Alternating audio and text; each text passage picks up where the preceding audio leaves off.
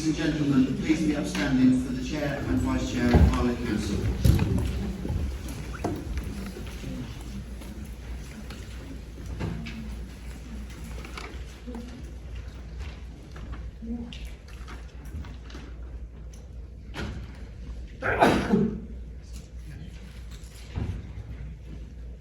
Thank you all. Please be seated. And welcome to this meeting. I apologise, and welcome to this meeting of the full council on the 28th of July 2022. Item 1, apologies for absence. Do we have any? Yes, Chair. Councillor Briggs. I'll take Councillor Briggs first. Councillor Davis and Councillor Stroud. Thank you very much. And none on the other side. Item 2, declarations of interest. Does anyone have a declaration to make? No. Item 3, minutes which are on your agenda page 4 to 7. Can I see those agreed? Agreed. Thank you. And I will now sign those.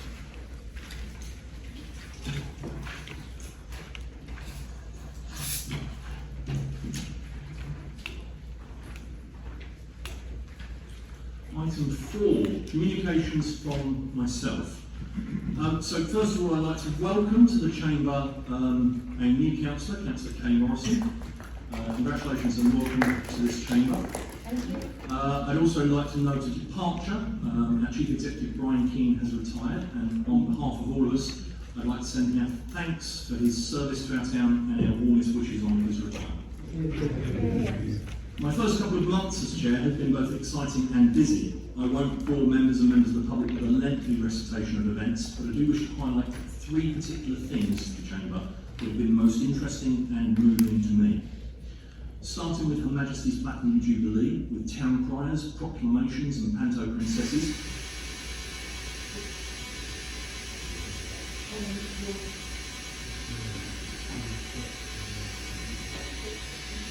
Anyone help Councillor Morrison, please?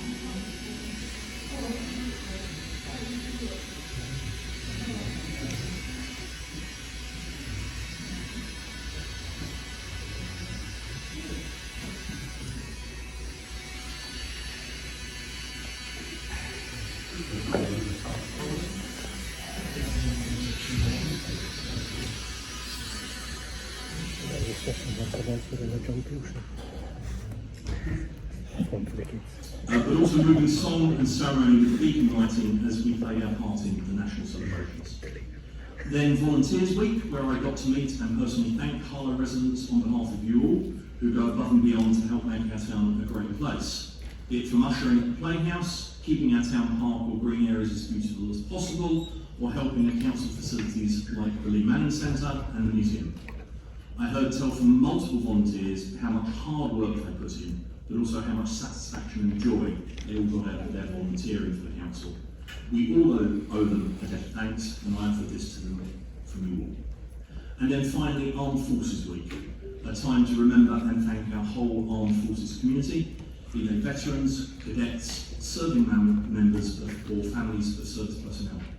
It started here with raising the flag with the help of local veterans outside the Civic Centre, and culminated with me representing Harlow in giving thanks to serving members of the 16th Air Assault Brigade, most recently in action in Kabul, veterans including Gurkhas and cadets at the Colchester Garrison, as well as being marvelled by the Red Devils parachute display team landing mere feet away from myself, my wife, the Brigadier of the 16th, the Garrison Commander, and a host of the 16th.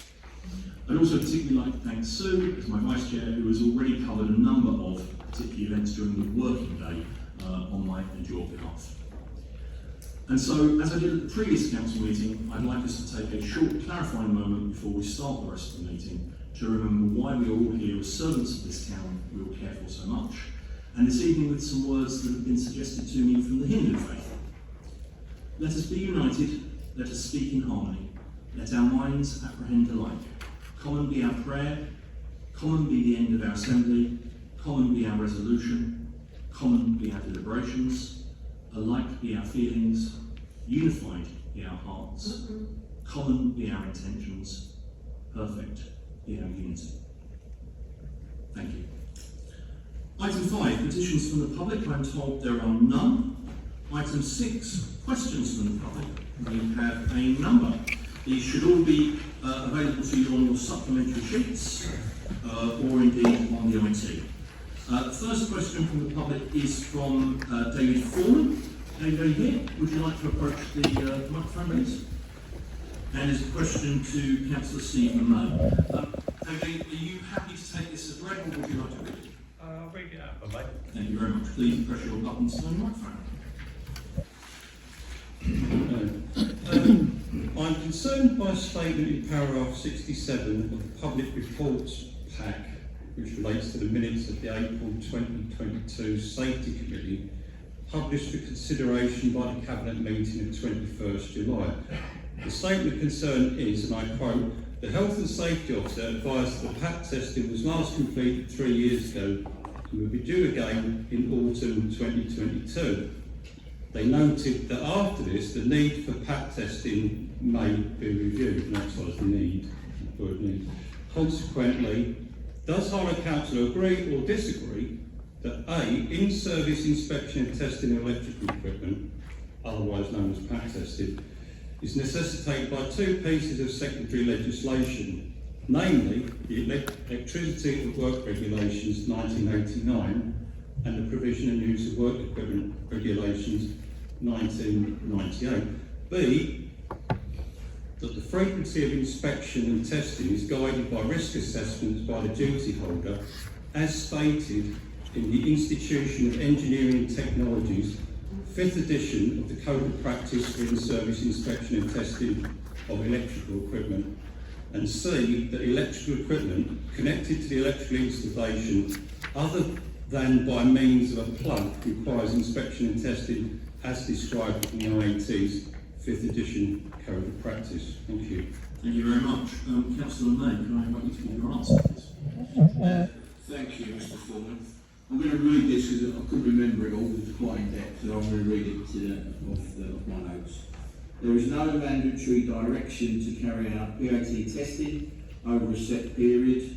It is at best practice to test and carry out visual periodic inspections as deemed required in relation to the premises and the nature of the work activities that are carried out.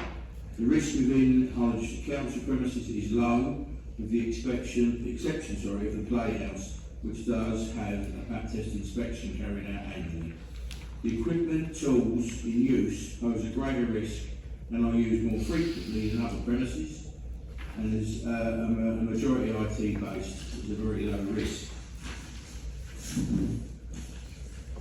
The 3 yearly inspection is now scheduled, with the next test due September 2022 onwards, with an externally qualified contractor carrying out the programme.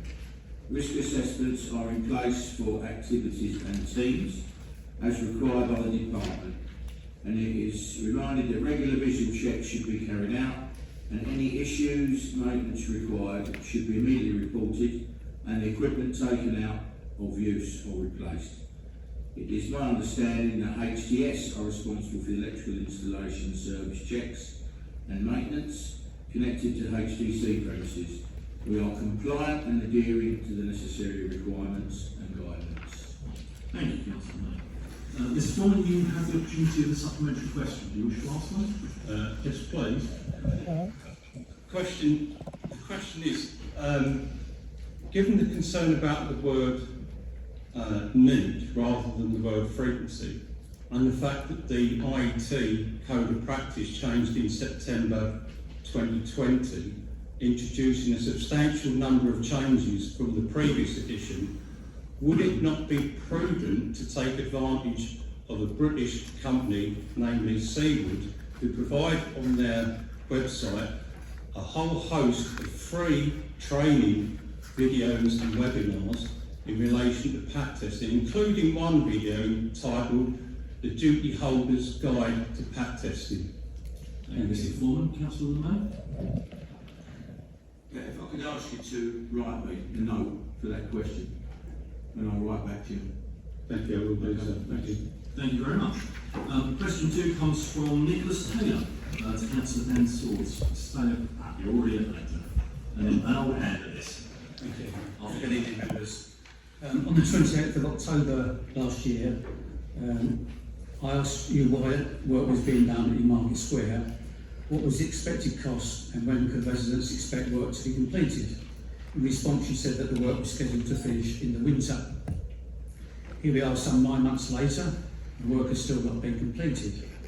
I am aware that a question was asked by Councillor Carter last week about the flower beds, and an explanation given about the delays in getting them planted up. I am aware that the contractor ran out of materials last November. Can you advise me if the contractor is in default of the contract undertaken? Was a penalty clause placed in the contract for late completion? And when will the whole scheme be completed? Thank you very much, Mr. Taylor. Councillor Swords. Thank you for your question. As I previously stated, this scheme was agreed and initiated by the previous administration. I will deal with the detail of the question. The contractor did not run out of materials last November. Due to the known delays with procuring supplies, the decision was taken to purchase approximately 60% of the materials in advance of the final designs being completed. Although this was a risk, it did mean that works could commence on time. However, lead-in times have since extended much further, and so it's taken much longer to obtain the remainder of the materials required. The contract includes provisions for liquidated damages, penalty clauses and a performance bond as standard for this type of scheme. The Council, throughout delivery of the scheme, has worked closely with the contractor and design consultants and been made aware of the supply and deliveries issues at the earliest opportunity. It has not been appropriate to enact the penalty clause, as the delays have been outside of the contractor's control. The Council is working with the design consultants around alternative materials to ensure that this scheme continues to meet quality objectives set out at the start whilst delivering within budget. It's anticipated that the paving works will be complete by the end of August 2022, and it is intended that the planters and planting will be installed for the start of this year's planting season in October. Thank you, Councillor Swords. Mr. Taylor, you had a chance for supplementary. Do you wish to answer? Yes. Okay, it's clear that the shop boxes placed along the boardwalk have not received any kind of attention. Much of the planting has died or been pulled out of the earth. What arrangements has been made to take care of those boxes and the new planting after it's installed later this year? Councillor Swords. To deal with the last part of the question first, in terms of the planters in the Eastgate area, a full maintenance schedule has already been put in place and proposed to deal with a specific type of planting, including a built-in irrigation system. In terms of the plant boxes that were placed in Boardwalk, I am aware of the issues and they're currently being looked into because they are part of the current maintenance schedule. So as soon as I have more detail, I'll write to you with that. Thank you, Councillor Swords. Mr. Taylor, you have a second question, this time to Councillor Harlow. Yeah, thank you. Read the question, please. I noted the Council's withdrawal of its support for Epping Forest DC's local development plan to allow the building of thousands of homes on Harlow's border. Despite this, the Plan Inspector in his latest submission to the FDC has not made any changes to this part of the plan. It is now in the hands of Conservative councillors at the FDC as to whether the green belt around Harlow is destroyed. Many councils in the south east of England are already reviewing their local plans. Will you advise me if any formal meetings have taken place between councillors and or officers from both councils where Harlow Council DC has voiced its withdrawal support for the destruction of the green belt? Thank you, Councillor Harlow. Thank you. A one-to-one meeting was held on the 30th of June 2022 between the Council's Director of Strategic Growth and Regeneration and his counterpart in Epping Forest. At that meeting, Harlow Council's concerns at the implications for Harlow of some of the changes proposed by the Planning Inspector were expressed. However, this is not a formal response from the Council. Epping Forest District Council have yet to commence the formal consultation on the main modifications for their local plan. It is expected that this will start in the next few weeks. At that point, Harlow Council will make a formal response to this consultation and will restate our objection to the development in Epping Forest to the south and west of Harlow, as well as highlighting concerns that some of the changes proposed by the Inspector which could be to the detriment of Harlow. Thank you, Councillor Harlow. Mr. Taylor, do you have a supplementary question? I do not know. Many thanks. Question number 4 comes from Robert Bruce. The Councillor has to know. Mr. Bruce here. Thank you, sir. Would you like to read your question or would you like to take it as read? I'll read my question. Please proceed. My question is to Councillor Gunn. On the 27th of January, you asked a question about the Council's off-street parking programme. I'm pleased to see that some progress has been made. Completed schemes have been welcomed by residents. You responded to the question by saying that a robust assessment of sites identified was taking place. Can you advise me of the progress in respect to the site between 5 acres and Barnmead and provide me with a list of sites where the assessment has taken place and any further progress which has been made leading to the construction of new off-street parking? Councillor Gunn.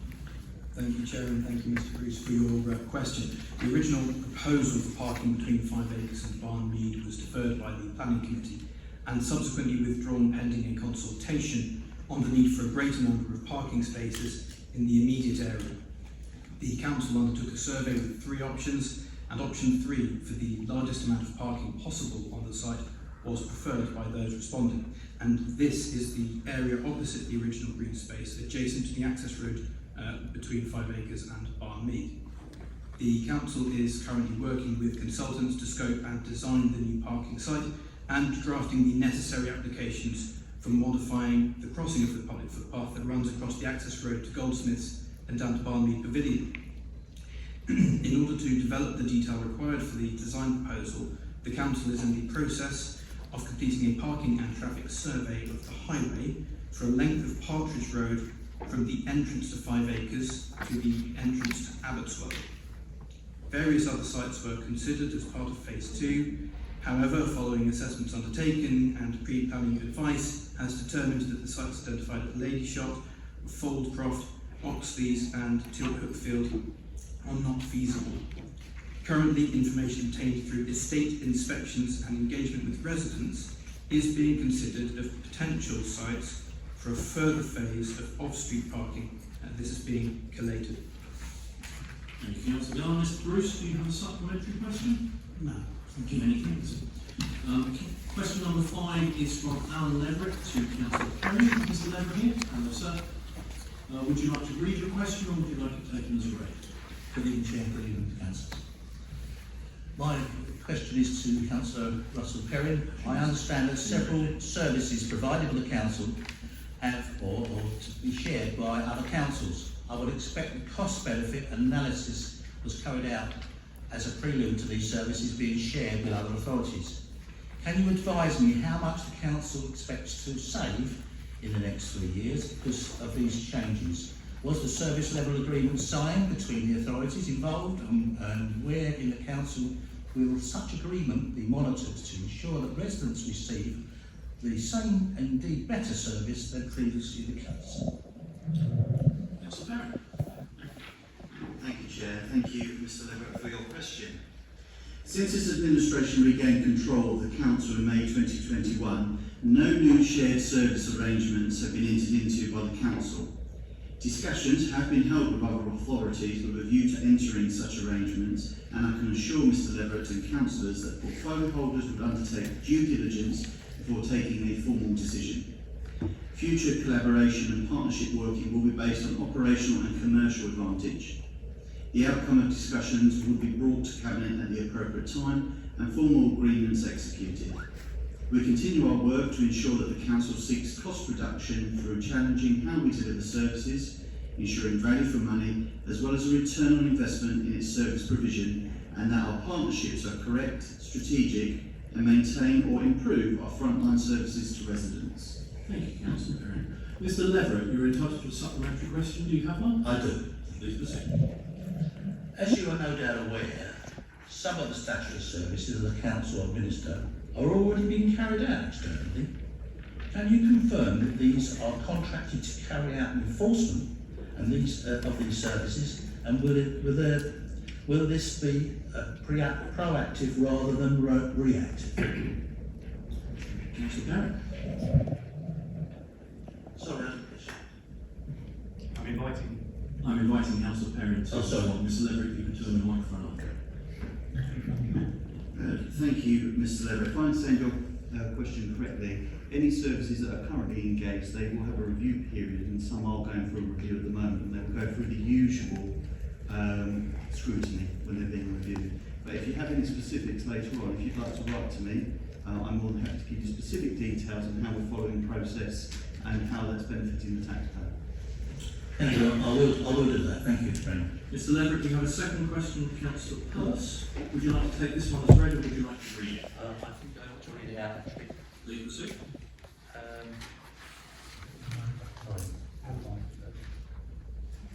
Yeah, on the... Mr. Leverett, could you turn your microphone back on when you speak? Thank you. On the 15th of July 2021, you were asked a question about the maintenance of council-owned trees.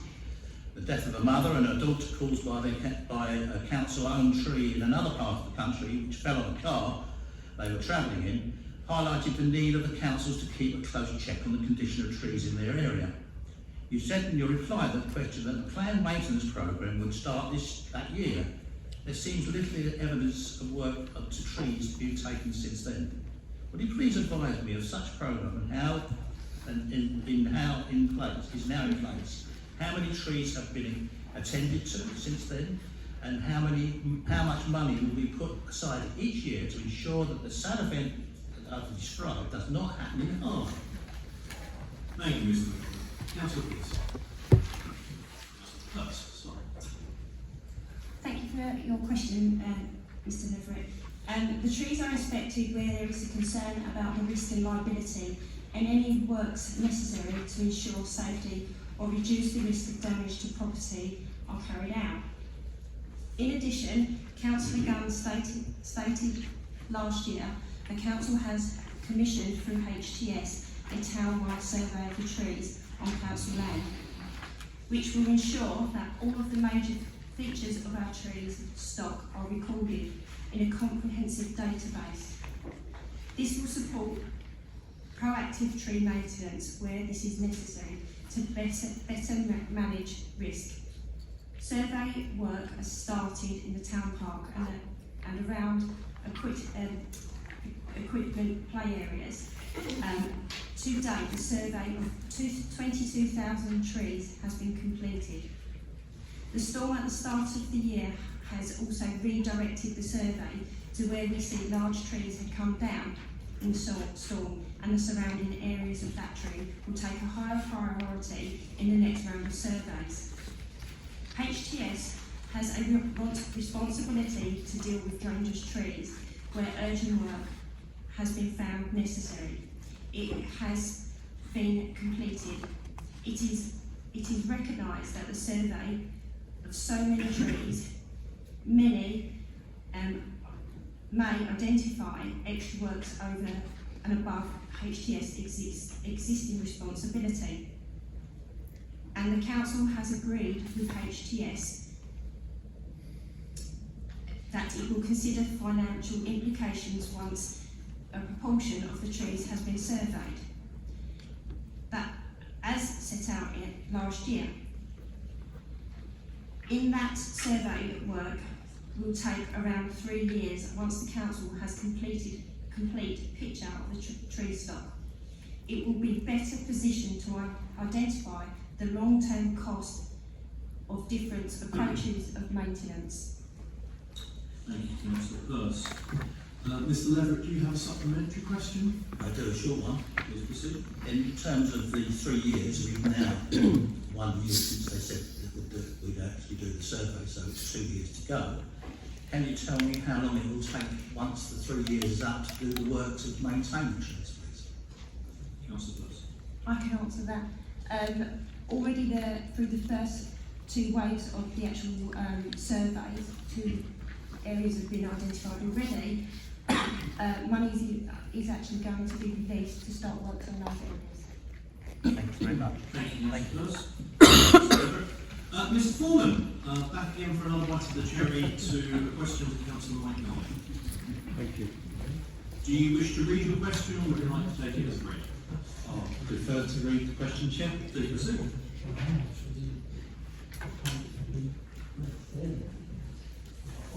Right, so the Development Management Committee in brackets DMC, refused the application of brass architecture on behalf of CRC London Church for a change of use as part of the leisure zone at its meeting on 8th of June 2021.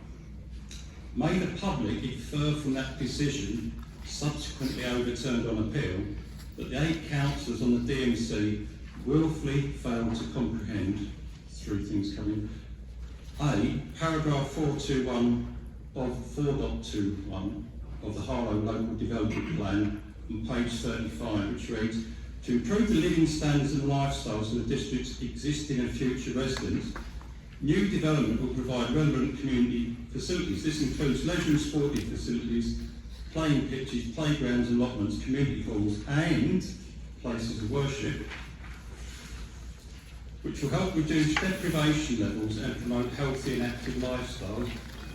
And B, paragraph 16.12 of the Local Development Plan on page 171, which reads, this policy also considers a range of different community and cultural buildings and uses, including places of worship, healthcare and education facilities, libraries and social facilities such as community halls. These uses can provide the necessary infrastructure that underpins a healthy and prosperous community and a range of activities that help to engage and connect the public. And finally, C, Harlow Council officers' recommendation to approve the application and their dismissal of 5 written objections, which comprise 7 topics of objection, of which 5 of those relate to church/religion, when they said in their supplementary representations report, page 10, that higher costs and religion are not a material consideration, and, quote, in conclusion, the additional letters of representation received do not alter the officer's recommendation to grant planning permission subject to conditions. Thank you. Thank you, Mr. Foreman. Councillor Garnett? Thank you, Chair. No, I do not accept that the Development Management Committee has incorrectly assessed the planning policy. The law has always made it clear, a clear distinction between whether something is a material consideration and the weight it should be given. The former is a question of law, the latter is a question of planning judgment, which is entirely a matter for the decision maker. Here, members of the Development Management Committee considered the views of the community and chose to give more weight to this in their decision making, as is their right. Whilst it is unfortunate that the planning inspector disagreed with the views of the elected members and the people they represent, it is important to note that the committee's actions have not resulted in a financial loss to the council. Mr. Foreman, you have a supplementary question. Yes, I do, and I notified this in writing earlier this week. My supplementary question is in 2 parts. The first part is, if one watches your Harlow's video of the 8th of June 2021 Development Management Committee meeting and listens to comments of councillors Leppard, Davis and Danders, do you agree that a reasonable person would deduce that the planning application was rejected on the basis of the ideology of the Christian Revival Church, especially if one considers the council officer's summation of members' comments that includes reference to, and I quote, ethos of the proposed user, end quote, and that could be viewed from 19 minutes and 38 seconds into the film. Secondly, given the applicant's successful appeal to a planning inspector, do you agree that the applicant's Article 9 freedom of thought, conscience and religion rights under the European Convention on Human Rights have been violated, and that this contention is justified by reference to paragraph 45 of a European Court of Human Rights document titled Guide on Article 9 of the European Convention on Human Rights, which states, in a democratic society in which several religions coexist with one and the same population, it may be necessary to place restrictions on this freedom in order to reconcile the interests of the various groups and ensure that everyone's beliefs are respected. However, in exercising its regulatory power in this sphere and in its relations with the various religions, denominations and beliefs, the state has a duty to remain neutral and impartial. Thank you. Thank you, Mr. Foreman, for a comprehensive question. Councillor Garland, you have a response? I'm not sure I can respond to that straight away now. It's a long question. I need to look at the video, YouTube, and you're talking about human rights. You've often put a lot of work into that, and I need to study what you're saying. So, if you could send me a copy of that, and I will get you an answer within say 10 days. That's all right. That's acceptable. Thank you very much. Thank you, Councillor Guy. The next question comes from Mr. Hugh Hope. Councillor Nicky first. Mr. Hope, are you in the audience? Yes, I'm sorry, I'm sorry, I don't know what all of my questions are because I asked for the supplementaries to be left for me, but they haven't. So, could you tell me... Mr. Hope, I'm told that there is a question sheet on the lectern. No, I'm afraid there isn't.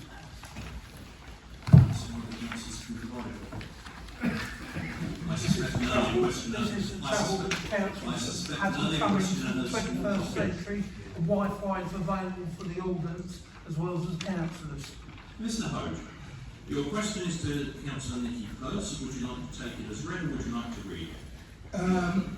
Why is HTS allowed to maintain the landscape?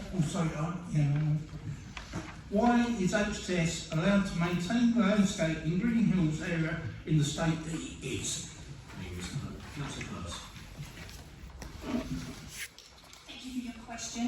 HTS manage council owned land to the same standards town-wide and is set out in specific that forms part of its contract. HTS has achieved a majority of key performance indicator targets set in the current service level agreement, which is now under review. The landscape client team at the council will work with HTS to resolve any problems if they occur. The council recently commissioned an audit of council environment works, and further details of that report will be issued in due course. If Mr. Hunt has specific concerns, I invite him to write to me with them, and I will ask that the team addresses them if they are within the council's remit. Thank you, Councillor first. Mr. Hope, you have a supplementary question. I have no supplementary question. Thank you. But You I have will definitely write to you because I'm fed up with having to keep putting stationary rates in.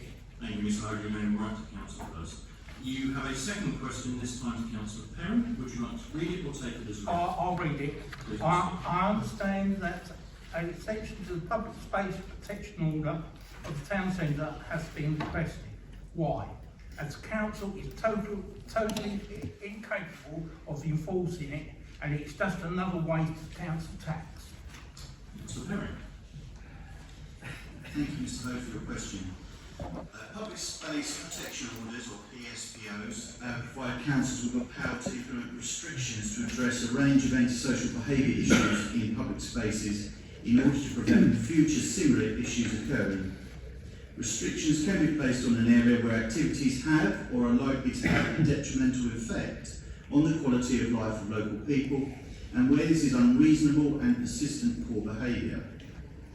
The order can be enforced by police officers, authorised police community support officers and authorised council officers, and often these parties will work in partnership to enforce the order or give advice on this matter.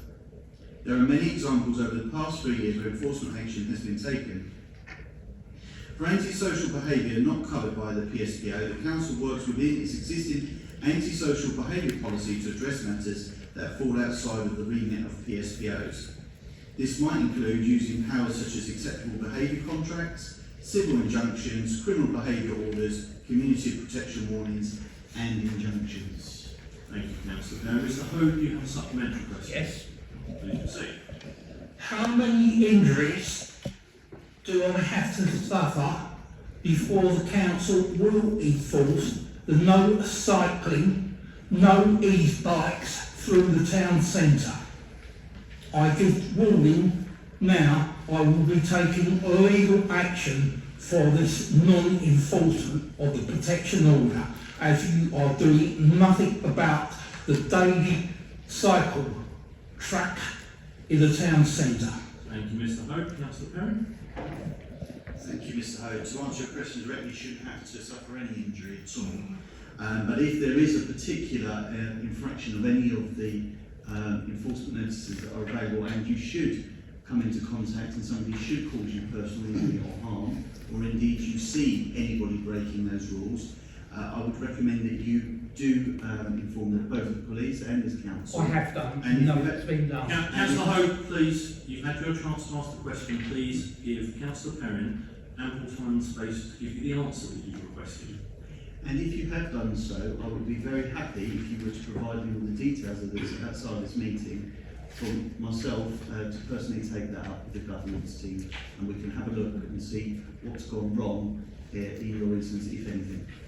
Thank you, Councillor Perrin. Question 10 comes from Sally Jones. Councillor Simon Carter, are you here? I am. Please proceed to the left. Would you like to take your question as read, or would you like to read? I would like to read it. Please would you turn the microphone on, proceed. Excuse my ignorance, I did think that I was addressing Mr. Keane this evening and that I didn't realise my question would be diverted to Mr. Carter. If I can tell you that questions at council meetings are only ever answered by councillors, and this has been allocated to what I believe will be the most suitable cabinet member or portfolio holder to answer your question. Mr. Hill very kindly explained that to me prior to the meeting. Please proceed. Thank you. After last week's cabinet meeting on Thursday evening, you must be aware of the major works that are due to take place on 5 acres. I am a leaseholder, owner-occupier, I live alone, I work a full-time job. My salary is the only income I have. I have been told that Flores law is not applicable in this case at 5 acres, which is extremely disappointing and a matter that I am not 100% clear on. I am distraught at the thought of having to take out a loan at this stage of my life. At 58, I expected to be planning my retirement. I still have a mortgage and I'm still paying off a loan that I took to buy a second-hand Ford Fiesta. Please can I ask how Harlow Council feel it is okay to predict the issue of invoices that are in the excess of £26,000 and why there is no cap or limit to the value or to the works. Your question, Councillor Carter. Thank you, Chair, and thank you for your question again. Again. Let me end by saying I do understand the concern that the cost of the proposed works must be causing, and it's further frustrating that the actual cost will not be known for a few more weeks. It is not our intention to cause unnecessary stress or concern. Flores law does not apply in this case because Harlow Council is not receiving government funds for the work which is being planned. The government is reviewing a number of reports on relations between landlords and long-term leaseholders, but it is yet to publish any legislation or regulations.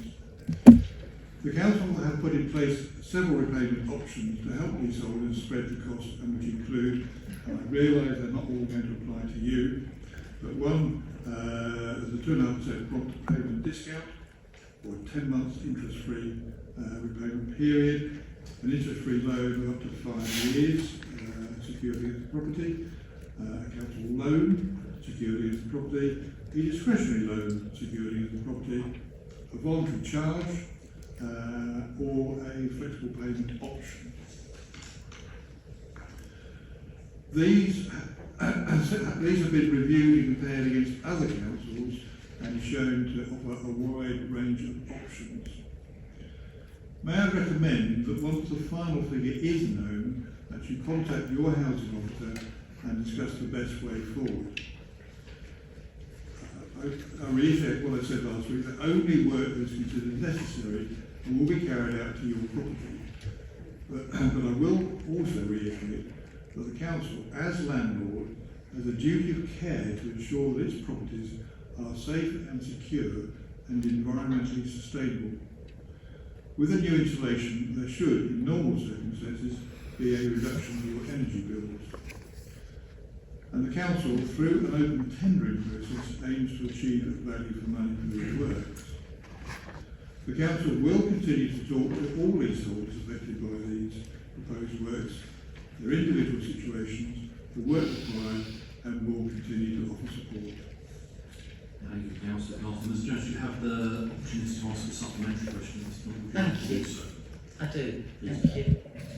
Tonight, there are 10 leaseholders here from 5 acres, and that includes Cliff Phillips and Denise Gillies, who both submitted questions to Brian Keane prior to 5 o'clock on Monday.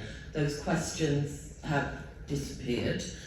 So it doesn't instill us with a lot of confidence. So my question to Simon Carter, you say in your response, the council will continue to talk to all leaseholders affected by these proposed works.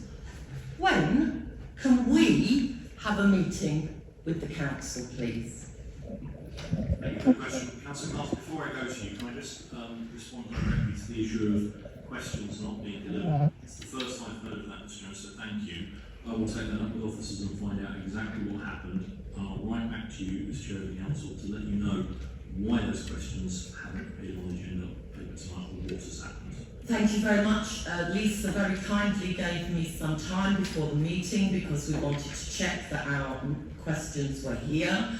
We will be presenting them at the next council meeting, but it is disappointing because the emails have been checked and both my friends' neighbours sent them to the correct address. You can be sure that I'll be looking into that myself.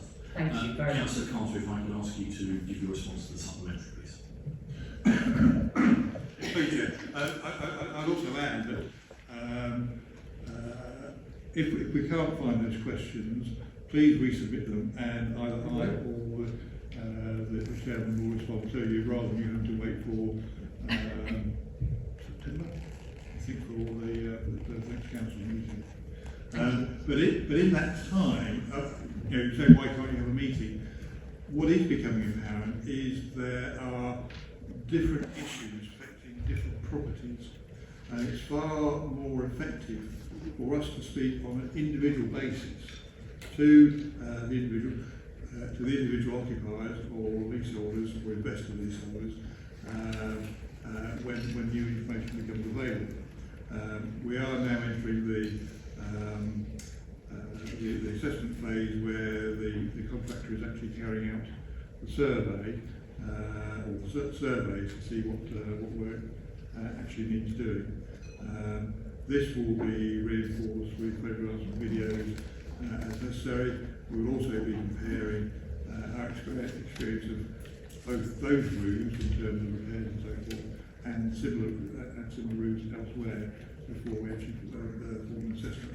But it is becoming clear there are different buildings with different requirements, and rather than try and cover all that in one meeting with lots of people, it's going to be far easier to carry out one-to-one discussions with the individual occupiers.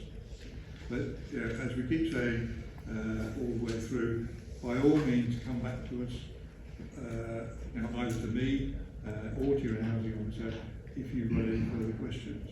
So we as the council are now awaiting further information from the contractor on what works actually need to be done to each particular property and form an estimate of that. But as I said earlier, it's not our intention to cause any distress or upset, nor to do any works which are not absolutely necessary. If that helps. Thank you, Councillor Carlton. Thank you, Ms. Jones. Question 11 comes from Colin Thorpe. to Councillor May. Colin, are you in the audience? Please proceed to the lectern. Would you like to take the questions read, or would you like to read No, them? no, I shall read it out. Please do so.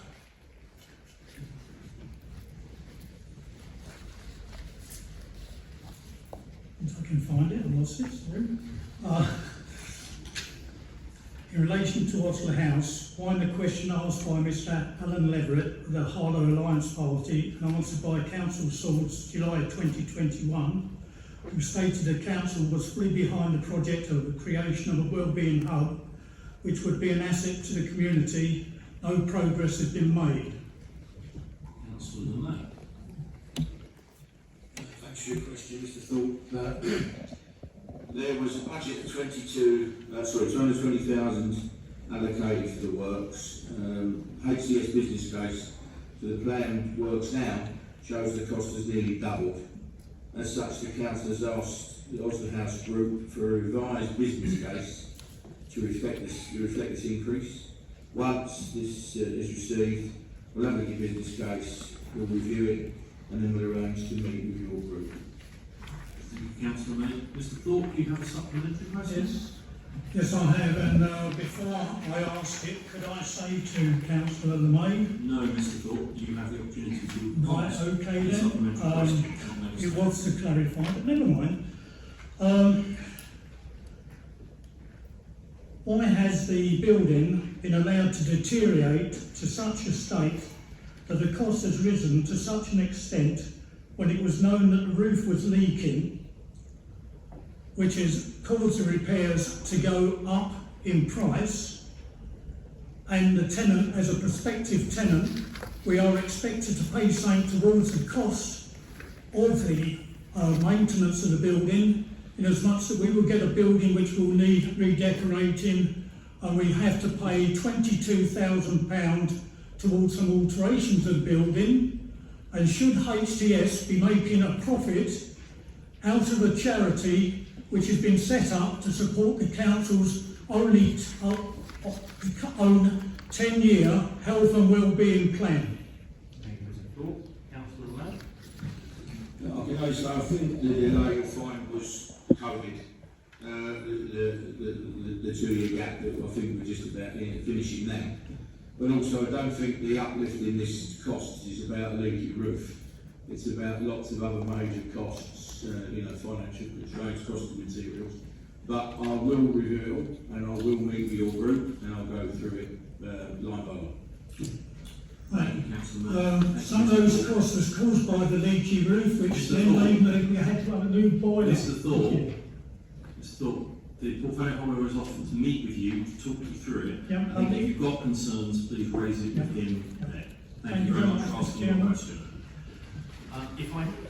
If I can thank all the members of the public and those who've turned up to support the questioners for coming tonight and for asking their questions, and look forward to seeing you at future meetings for asking questions by the sounds of it. Thank you. If I can move to item 7, questions from councillors. These are on pages 12 to 17 of our additional packs. And the first question is from newly elected Councillor Kay Morrison. Would you like to read the question, Councillor Morrison, or would you like to take it as read? I will read it aloud in common with the previous questioners. Please do so. The late, much missed and highly regarded Councillor Frances Mason devoted a good deal of her time and expertise on an equality, diversity and inclusion strategy, a crucial initiative of benefit to Harlow. What are we doing? And I could refer to the shocking actions of my immediate predecessor to ensure that those who live and work here, including obviously minority groups and individuals, feel safe, valued and respected. Thank you, Councillor Morrison. Councillor Gunn.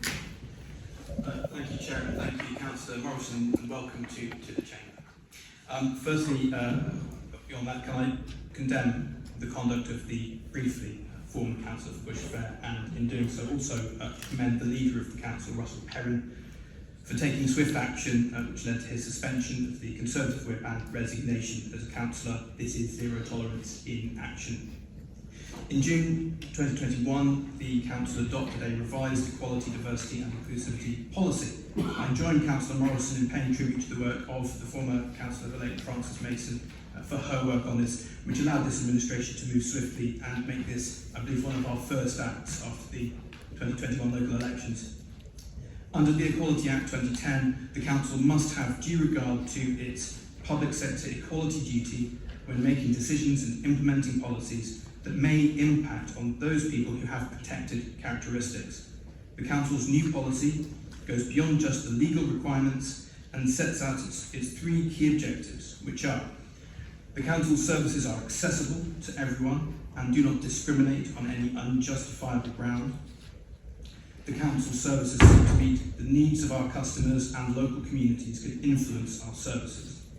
And thirdly, equality and diversity is championed within the Council and the workforce of this Council at all levels and is representative of the local community. In order to achieve these objectives, the Council has an Equality Action Plan which sets out a number of officer-led actions. One of the many actions completed to date includes the Council's complaints policy being rewritten to allow for further learning to take place following complaint outcomes. The Council now publishes an annual Equality, Diversity and Inclusivity report to detail the Council's achievement towards its objectives and to show the initiatives undertaken throughout the year to promote equality and diversity across the Council and town as a whole. The LGA framework for equality and diversity is also currently being completed to ascertain where the Council sits within the framework. This will then allow for a greater understanding on how we can drive the equality and diversity programme forward.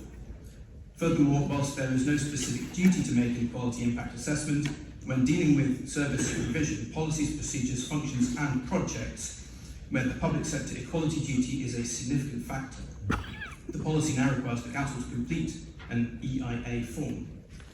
Further training is currently being sourced to assist officers with completing this process. All councillors and council officers are required to complete online equality and diversity training. The Council's procurement strategy and the modern slavery statement also meet the required equality and diversity standards. Thank you, Councillor. Councillor Morrison, you have the opportunity to ask a supplementary question connected to the initial question. Do you wish to do so? Yes, I do. Thank you very much, and thank you, Councillor Gunn. It's most unfortunate that preventative action wasn't taken before the 5th of May, to state the obvious. Would it be possible for me to have sight of that EIA form, and what progress has been made on the arrangements with regard to training for officers? Thank you, Councillor Morrison. Councillor Well, I wouldn't have thought there'd be any difficulty getting a form to you. I'm sure that can be followed up by officers. I see a nod from the relevant ones, so thank you for that. And in terms of progress on training, I think something like 3/4 of council officers have completed the training, so progress is good. And I will, as a result of your question, be wanting to understand the other quarter, and also drilling down into the councillor element of the training, which I think also needs a bit of a push. Thank you, Councillor. Councillor Morrison, you have a second question, this time to Councillor Swords. Would you like to read the question, or would you like to Yes, take I it as would read? love to read it to you. Thank you very much. Councillor Swords. Planning applications, as you will be aware, for telecommunications masts have been lodged, affecting several parts of Harlow, and 2 are in my ward. Obviously, I've been extremely lucky. With residents, I learned that some aspects of the decision-making process are either rather obscure or simply not apparent, leaving concerned citizens to figure it out by submitting questions, or maybe by osmosis. Objections, comments and petitions have been submitted in numbers, but contributors are mystified by the recording system. Hard copy letters aren't counted, they seem to be counted publicly or displayed as online submissions are. Regardless of the integrity of contributions or of their number, we're told the decision remains delegated. What's the justification for this when a committee, given the volume of submissions, would provide transparency while acknowledging residents' very real anxieties and their strength of feeling. Thank you, Councillor Morrison. Councillor Swords. Thank you for your question, and I understand the concerns you raise. And a number of all councillors have raised objections and questions with me about recent state of applications for telecommunication masts. On the specific mast Councillor Morrison raises, you may be aware that one has been determined already and was refused, and the other will shortly be determined. I'd like to pay testament to the vociferous campaigning from residents in these areas. Having spoken to a number of those residents, I'm sure it's the same residents you mentioned, given the outcome, they too are reassured now that this process works. In response to Councillor Morrison's specific questions, are all representations made against planning applications recorded? I can confirm that all representations received, whether online or hard copy, are recorded on the council systems, and that those representations are considered as part of the officer's assessment of the development, details of which are set out in the delegated report that accompanies the decision notice and is publicly available on the council's website for all determined applications, or I can send to Councillor Morrison in these cases. Second, how are applications determined? For telecommunication mast applications, process from receipt to determination, including a consultation period and assessment, must be completed within 56 days. Failure to determine the application in that time will result in the development automatically gaining a deemed consent. On the matter of how these applications, known as prior approvals, are assessed, subject to compliance to Part 16 of the Town and Country General Permitted Development Order, local authorities are only permitted to assess the siting and appearance of the proposal. No further considerations are allowed. And third, while prior approval is not determined by the Planning Committee, prior approval applications for telecommunication masts must fall within Part 1 of the Council scheme of delegation. This means such applications are delegated to officers and therefore cannot be determined by the Planning Committee. The decision to delegate these applications to officers was in part taken due to the fact that prior approvals of this nature must be determined within 56 days of receipt. If applications are not determined within this time period, the application will, as I stated, gain a deemed consent. Given the sensitivity of timing, it's not possible to call these applications before the committee that meets once a month on average. However, it should be noted that Harlow Council has only approved 2 telecommunication mast applications in the last 2 years. Furthermore, all applications that have been determined from the latest round of applications to date have been refused. By that very point, I am confident that the process works. Thank you, Councillor Swords. Councillor Morrison, do you have a supplementary question? Yes, I do. Thank you. Thank you very much indeed. And thank you for your lengthy answer, Councillor Swords. You managed to answer a question that I didn't ask. However, you're obviously very generous by nature. And you're right, the campaigning has been exemplary, model campaigning, really. It is of crucial importance that Harlow Council is seen to be professional, thorough and ethical, and that we strive constantly to improve our service. Councillor In Morrison. other words, Councillor consistency is not on our agenda. Would you agree, Councillor Morrison. Councillor Swords? Councillor That's the Morrison. question. Sorry, I know you're new to the chamber.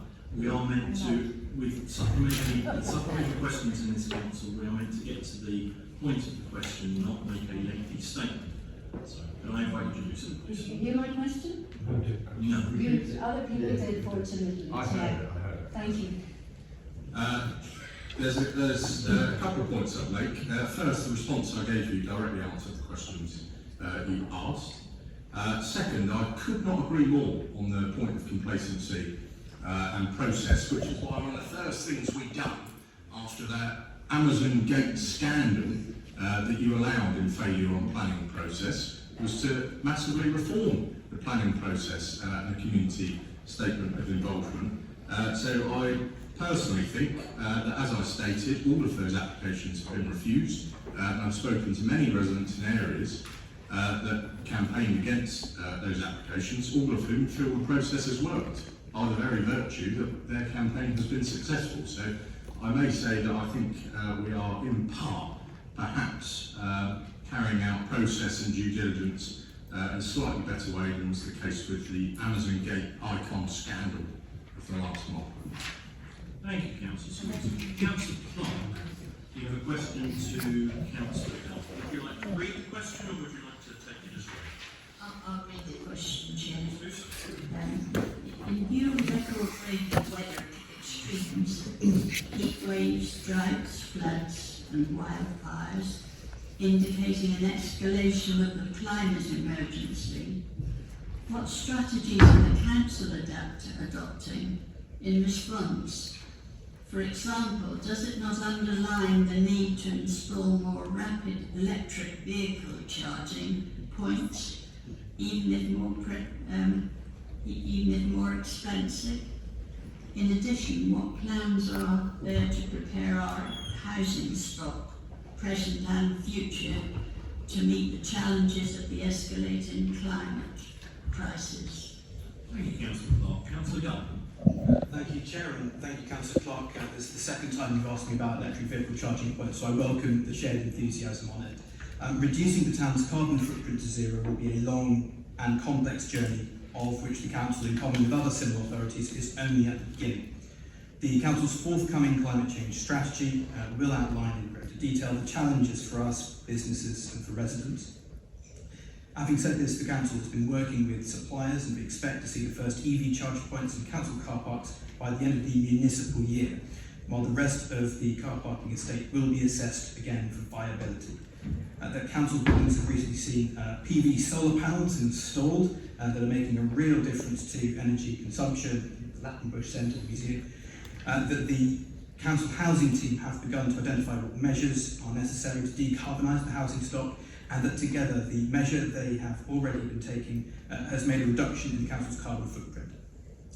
In addition to reducing the amount of carbon that we emit, there's also ongoing work in relation to climate change adaptation, such as capital schemes in conjunction with Essex County Council to mitigate against flooding, new and improved biodiversity across the town, changes in the planning process so that new developments do no worse to the environment and climate, and the Council is currently undertaking a review of all its stock in terms of EPC ratings and retesting on completion of works.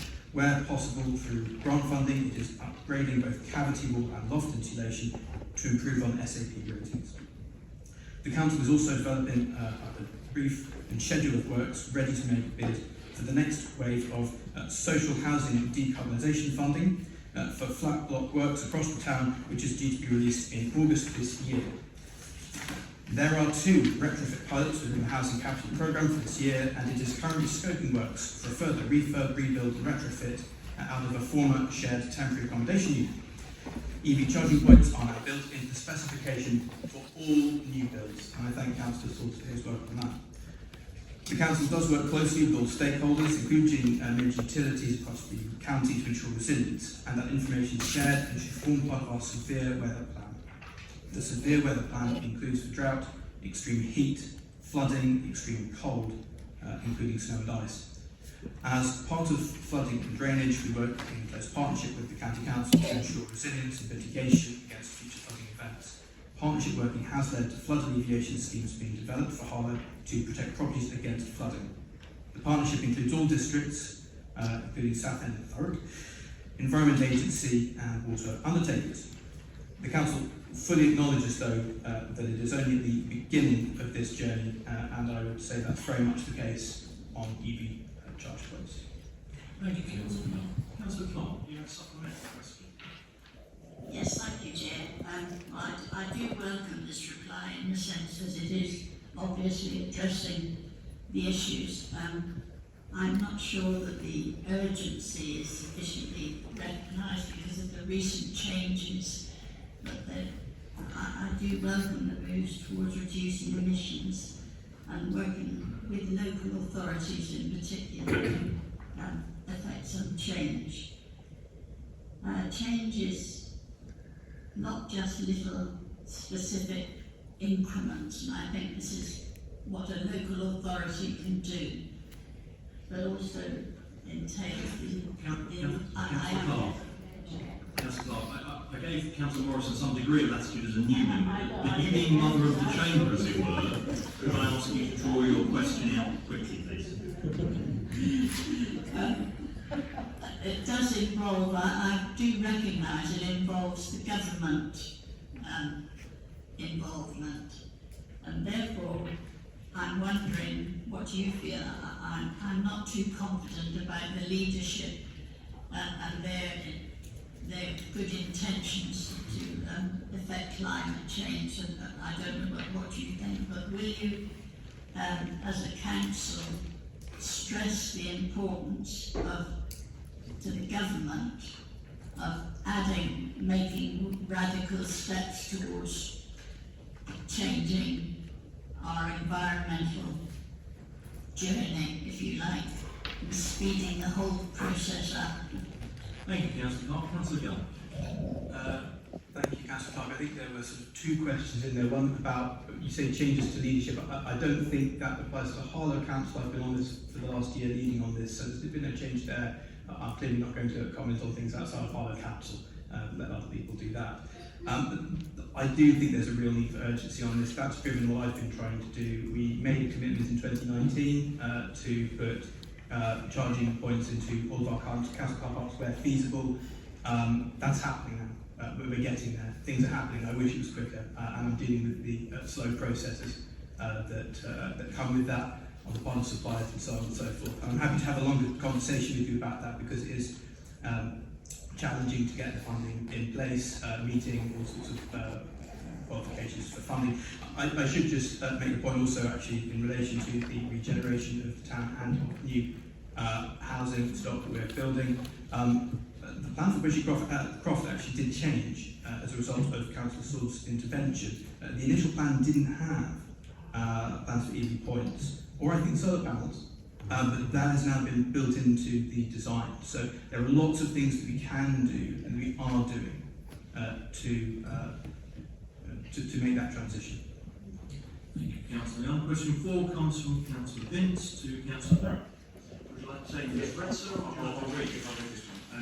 So, following the revelation that an independent watchdog is going to investigate the claim by the current Prime Minister that 40 new hospitals will be built, will the League of Harlow Council recognise the concerns of local residents, particularly with news from the hospital's chief executive that their business plan has not yet been approved, and join with me in asking for reassurances from the town's MP and also the Health Secretary that Harlow get its new hospital, which at time of writing has now been delayed by 4 years at least. Councillor Barrett. Thank you. I thank Councillor Vince for his question. And as he knows, the government's Levelling Up white paper made crystal clear the announcement for Harlow's new hospital. I am aware that Robert Halfon MP has met with the Health Secretary twice in recent weeks about this matter, and that it is progressing, as has also been confirmed in Parliament many times. Council officers and the Portfolio Hub for Regeneration have also recently met with the Hospital Trust about progress of the project and continue to work with the Trust to see how our new hospital will be delivered. Thank you, Councillor Barrett. Councillor Vince, do you have a supplementary question? Thank you, Chair. Following the rather shocking viral video revealing that certain patients had to wait 13 hours in Princess Alexandra A&E, what has the Council done to communicate its concerns and the concerns of residents to the hospital management, and what reassurances have been received? Councillor Barrett. The concerns have been directly made to the Secretary of State. So, you know, whenever we see things like that, very shocking indeed, that those concerns have been asked. Thank you, Councillor Barrett. Councillor Vince, you have a second question, this time to Councillor May. Do you wish to read it or take it as read? I'm going to take it as read because obviously myself and the member of the public are obviously lying in asking the question, but I have got something which is possible. Yeah, in which case we'll take both the question and the answer as read and invite you to ask your supplementary. Yeah, so my supplementary is very short. It's just, can you confirm then, Councillor May, following on from your previous question which you haven't maybe read earlier? Introduce the debate on the work undertaken by the Council in 2021-22 municipal year, together with any highlights, pressures and potential issues for the coming year. Point of order, Chair. Point of order. What's your point of order? What number? My point of order is I wish to move under Standing Order 12.1I that this debate be deferred until such time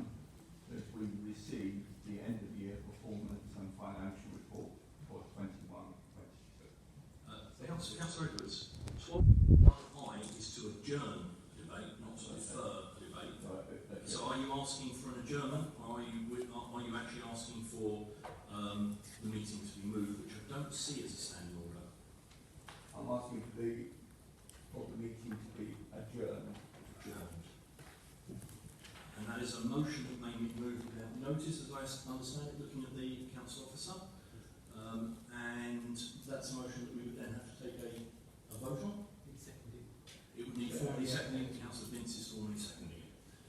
That would mean we can then move directly to the vote as per standing orders. Can I see all those in favour of that motion? And can I see all those against? That motion falls. Councillor Berry, I return to inviting you to introduce the debate.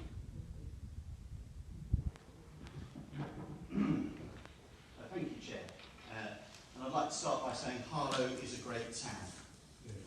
And in this 75th year of celebration of Harlow's inception, we've claimed the pioneering spirit of the men and women who were its founders and creators, those whose scientific and technological innovations have ushered in the modern industrial and scientific age.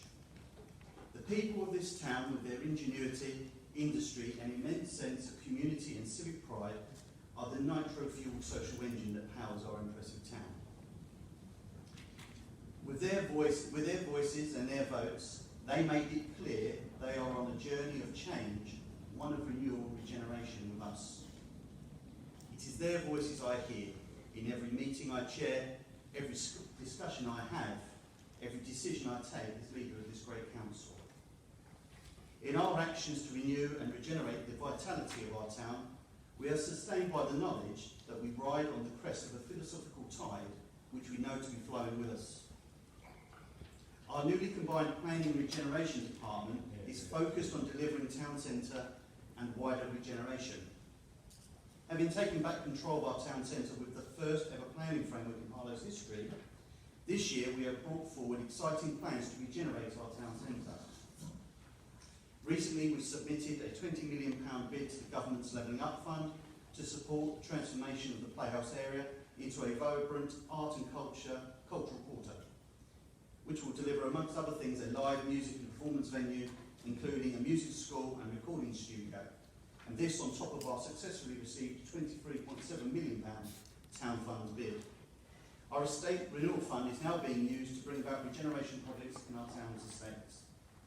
As part of our £6.4 million budget to enhance the town's landscaping and the environment, we have been looking in depth at the working methodologies and practices of HDS to drive improvements in our environment and street scene, which the public have made clear they wish to see. We have planted 2,000 trees with a specific investment of £250,000 in planting and maintaining new trees across the town over the next 3 years.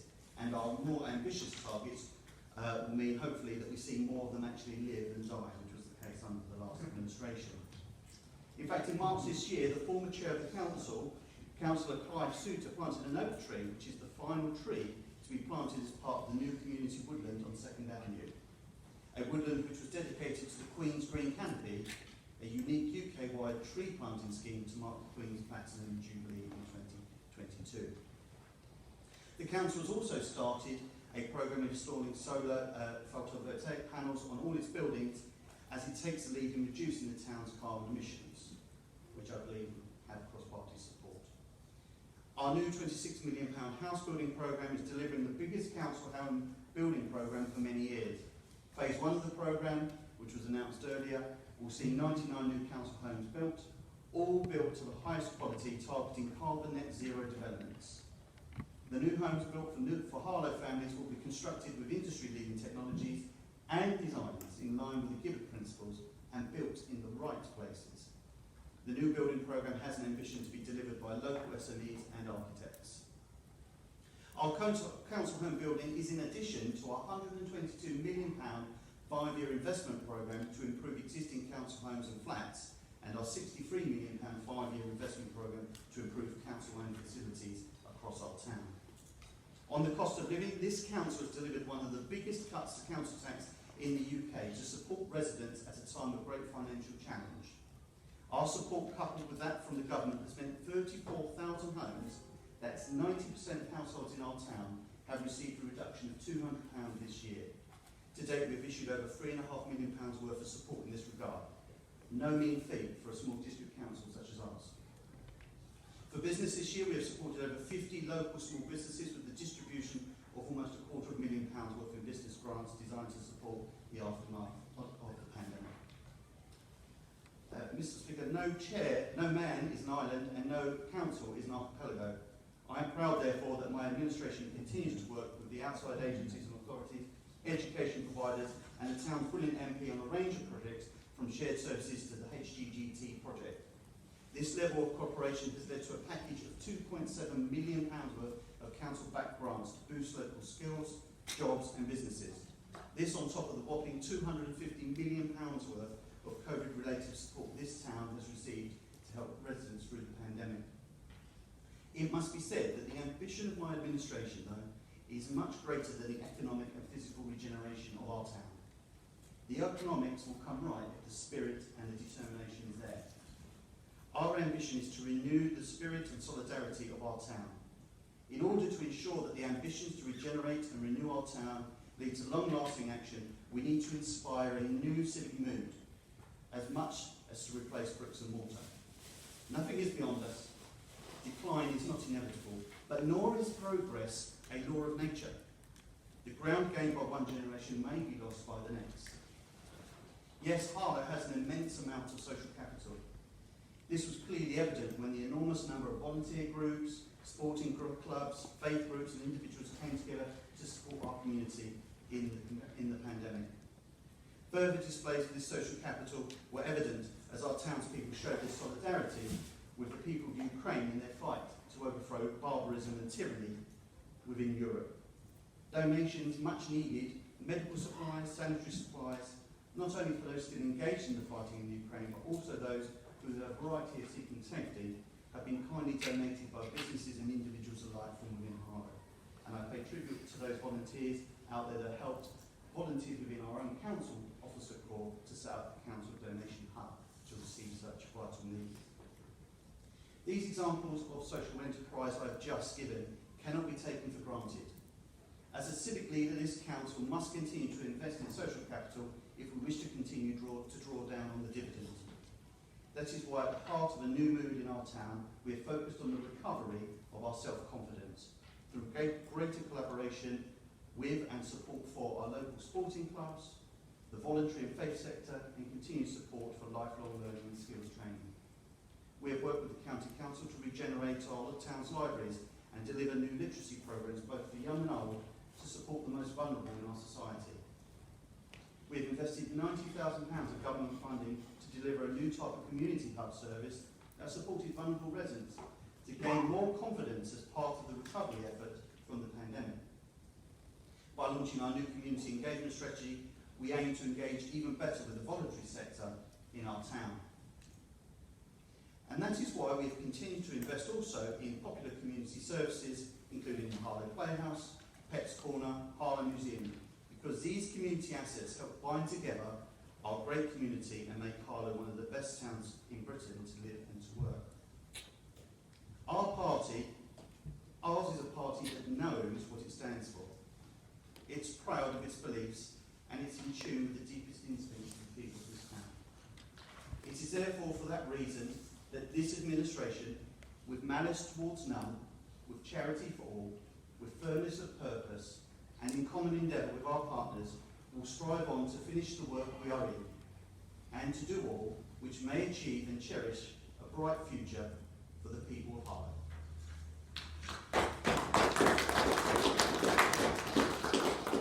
Thank you very much, Councillor Brown. Councillor Vince, as leader of the opposition, I put to you to respond. Thank you very much, Chair. And look, let me just say first of all that I am delighted to be here again, standing in front of you as leader of the Labour Group on Harlow District Council, and it really is a huge honour.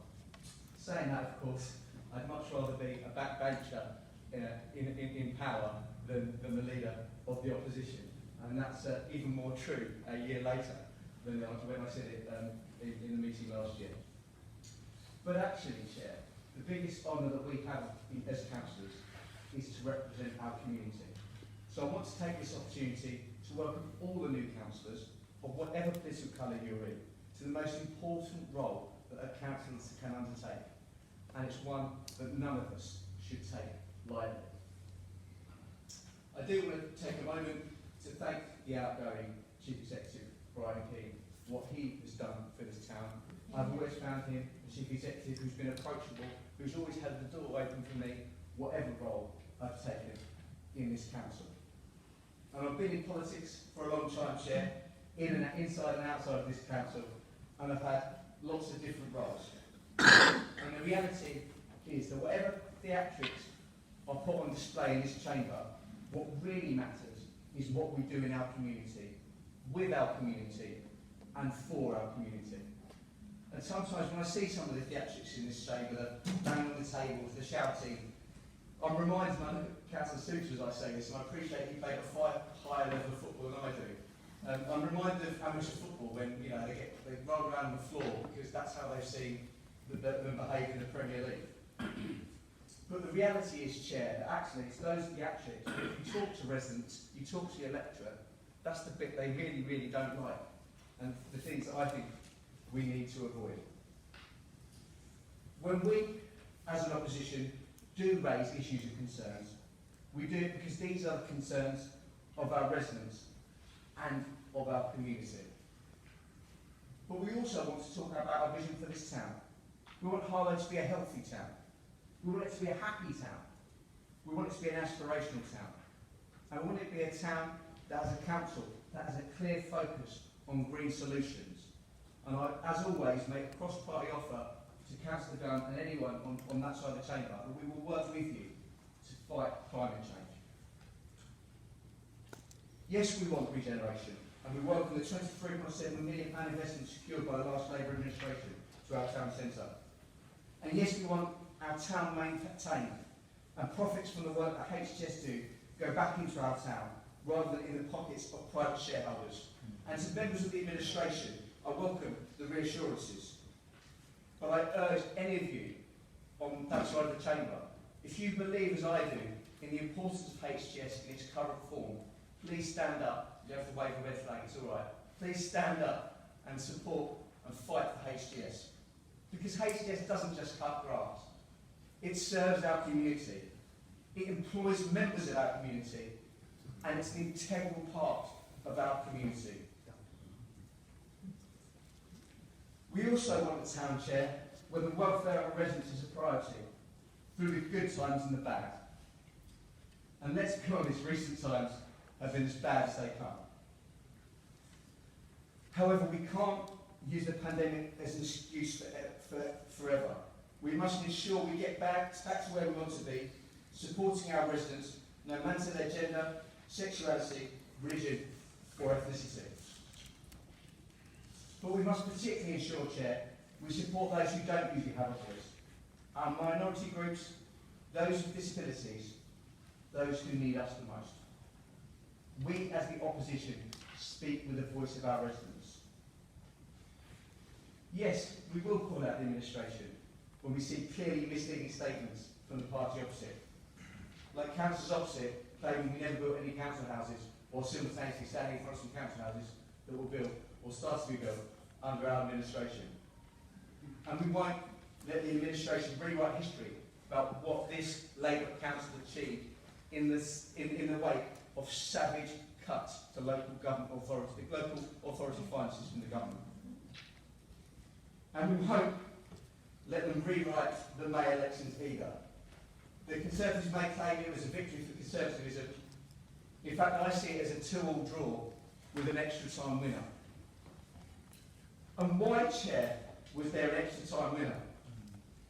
Well, sadly, the party opposite either have some work to do with their vetting process, or very least they have some membership recruitment to do. So you can't just turn up to a couple of party meetings and find yourself a candidate without anyone actually bothering to find out what your views are.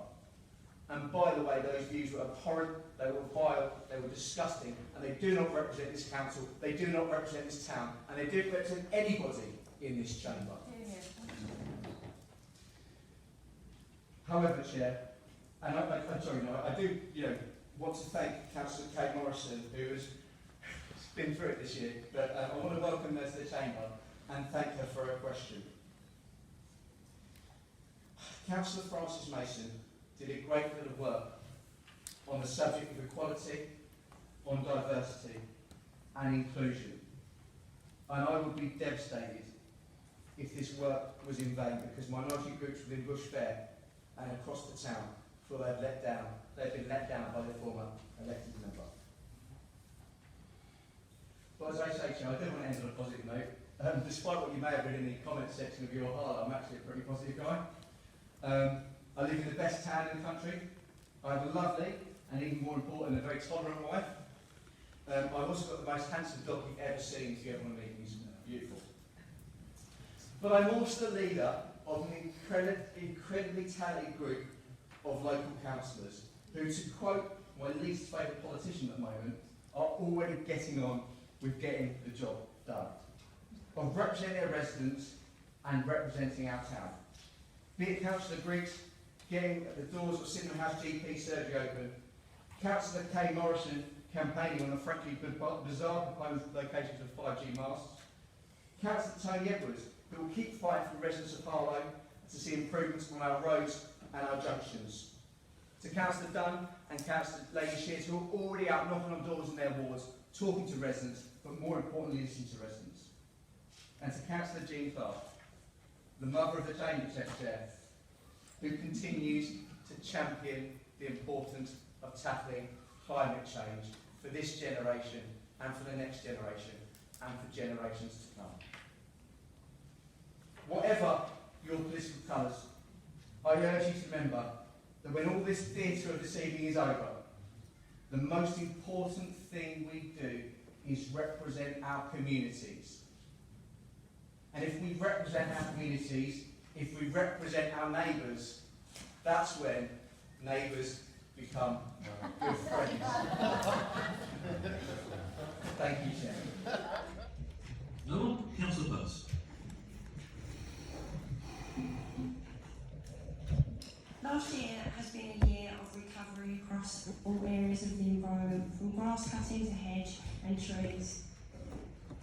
At the start of the year, we saw the COVID recovery team formed to support HTS environment team to reclaim our green spaces and across our estates, across the town.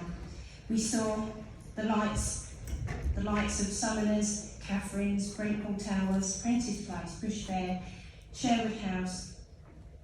These are all among a few that have actually seen the environment team clear cut and bring control again in the actual areas. That has not seen work done for many years. We have seen an improvement in the environment, still remembering that the last 2 years we had restrictions and many areas have seen little work done.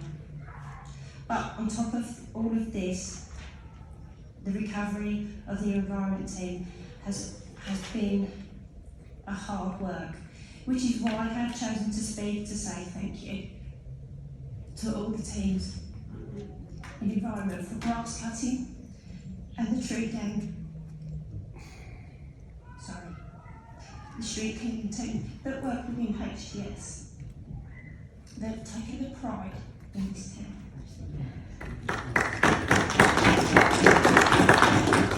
Next year is a year of putting pride into the town and the heart of every member of our workforce.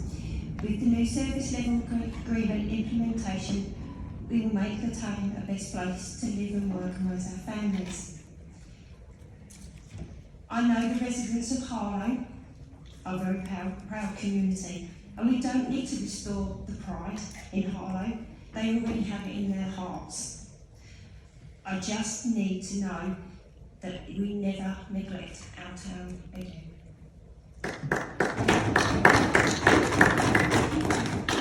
Thank you, Councillor Pearce. I have Councillor Edwards, followed by Councillor Charles. When I moved that deferment, I moved down the German. I wasn't moving it for flippant reasons. Wanted to interrupt the debate. I was moving it because we've not had the end of year report. And the purpose of the end of the year report is to give us the detail, is to show us where you're meeting your KPIs. It's to show us what performance is being met and what performance isn't being met. In year on year, we've had these. We normally have with an introduction from the chief executive pointing out the main points. We then have the opportunities to go through, and as I say, go through in detail and see what's happening. Now, I hear the rhetoric today. What I've not been able to do is look and say, okay, where was this within the performance levels that we were attempting to set, and how close or otherwise have, for example, HTS achieved their various KPIs, have the various other parts of the service come up to what we were asking for. I just don't know at the moment. I know, for example, that I looked earlier on this evening, I know, for example, if you look at the Ombudsman report compared to other authorities in terms of the complaints that actually got to the Ombudsman, 71% of complaints were upheld against Harlow, which compares with 51% in similar organisations. I know that 0% of the cases in Harlow were found, and we found that the organisation they found that Harlow provided a satisfactory remedy before the complaint reached the Ombudsman. That compares with 20% in similar organisations. My point is that the detail is important. I know, for example, if we look at complaints in terms of the Q3 complaints, compared with where we should be, we know that we're not doing very well as an organisation. So whilst on the one hand, I find it interesting to hear what people are saying in terms of saying, well, okay, we've achieved this and we've achieved that. Well, okay, so my question is, how much have you achieved compared with what it was that you were stating in the first instance? Because my other concern is that as an administration, you're fine at times in terms of making bold statements. So, for example, we've had a bold statement made about the portfolio holder with responsibility. This is not something that you, Councillor, made by any stretch. It's an illustrating point. But we have a statement made that we have a portfolio holder of roads and its responsibility for roads and street furniture, etc. When I asked at the last cabinet meeting, so what are the short-term ambitions? What are the medium-term ambitions? What are the long-term ambitions? They couldn't tell me. They said, oh, we need more time. We're still negotiating that. And that's been, I've been told that at the highways meeting, and I've again was told it at the recent cabinet meeting. So, by all means, we're going to have this debate now, but I would hope that in future, that we are going to have a meaningful debate that we need to have, and you have every right to have, in terms of saying what the council has achieved, etc. But I would hope that in future, you wait until you've got the joint finance and end of year reports, which enables us to have an objective discussion. You had it when we were in the administration, and you took us to task over it too, quite rightly so. All we're asking for is the same courtesy. Councillor Edwards. I have Councillor Charles next, and then I have 4 other members who've indicated that this, under our rules, will be guillotined in 21-24. Thank you, Chair. There is no doubt that the pandemic has had a significant bearing on the direction taken nationally by the government and locally by our administration. The Council has focused on confronting the cost of living challenges faced by residents with the efficiency dividend, invested time in plans to deliver good quality housing, and worked to set out a clear strategic framework for regenerating the town. Our corporate strategy articulates a golden thread propelling us forward, the determination to extend opportunity and prosperity to all. There has been an overarching driving force sitting behind the work moved forward under the business of the community resilience portfolio, and that is about inclusion, it is about equality, and it is about achieving life ambitions and propelling them forward. And that's what all councils should work to preserve. This council now has both a community resilience and community engagement strategy, focusing on responding to the needs of our community, backing the voluntary and charitable sector, and setting new targets to engage, so that the council shifts to be more inclusive in its decision-making processes.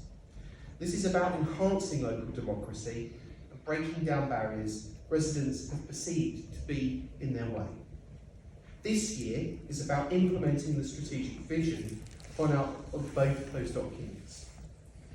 I can also confirm that the much anticipated community safety strategy is nearing completion and will be presented to the September Cabinet. The public want greater transparency from this council when it comes to reporting antisocial behaviour and a more proactive approach. In collaboration with our Police, Fire and Crime Commissioner, Essex Police and other criminal justice partners, we will do just that. The current level of response will be reviewed and ways to improve it will be identified too. It is time to step up action against antisocial behaviour and crime in this town.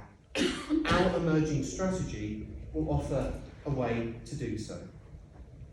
An economic development strategy will also land during the course of this municipal year, backing small and medium-sized businesses, the workhorses of commerce in this town, supporting the efforts to enhance the resilience of our local economy through building a renewed narrative to attract further business investment will be a key priority going forward as well. I also plan to unveil a full health and wellbeing strategy, benchmarked of course by our colleagues in local acute and primary care, that builds on the positioning statement issued in the last municipal year. Look, the health inequalities that manifested during the pandemic have not gone away, and they require this council's continued full attention. Now, Chair, I've learned some important lessons this year too. I believe seeking to secure consensus across the political divide where possible is in the best interests of local government and in the best interests of this town. Integrity matters too. The daily contribution by officers across the board in this council is extraordinary. Their role during the testing years of the pandemic restrictions was critical and warrants further recognition. There should also be a focus on the bigger picture. This administration needs to carefully consider how to enhance the town's place in the West Essex corridor and wider county. Now, I am a passionate priority and aspiration to aim for. Now, Chair, last year I had the opportunity to work closely with HTS. The development of the new business plan for our local authority trading company was an important step. I want HTS to succeed, to pursue new commercial ventures and to deliver on its plan for a new skills opportunity and of course to get on with the day job. The vast majority of the workforce is from Harlow and are proudly committed to doing more to enable the betterment of this town. And it's always been their virtue as a team. It's important to never lose sight of that. The Council's overarching policy framework is clear, and we want to build on HTS in the future. So to conclude, Chair, integrity and leadership is a principal force behind our purpose as an administration. Committing to fostering a more consensus-driven approach, working relentlessly to encourage residents to achieve their life ambitions. Those are, to my mind, the few ingredients needed to strengthen the ability of this administration to lead in the best interests of this town. Thank you, Chair. Thank you, Councillor Charles. I have Councillor Dunn, followed by Councillor Gunn. That's right, isn't it?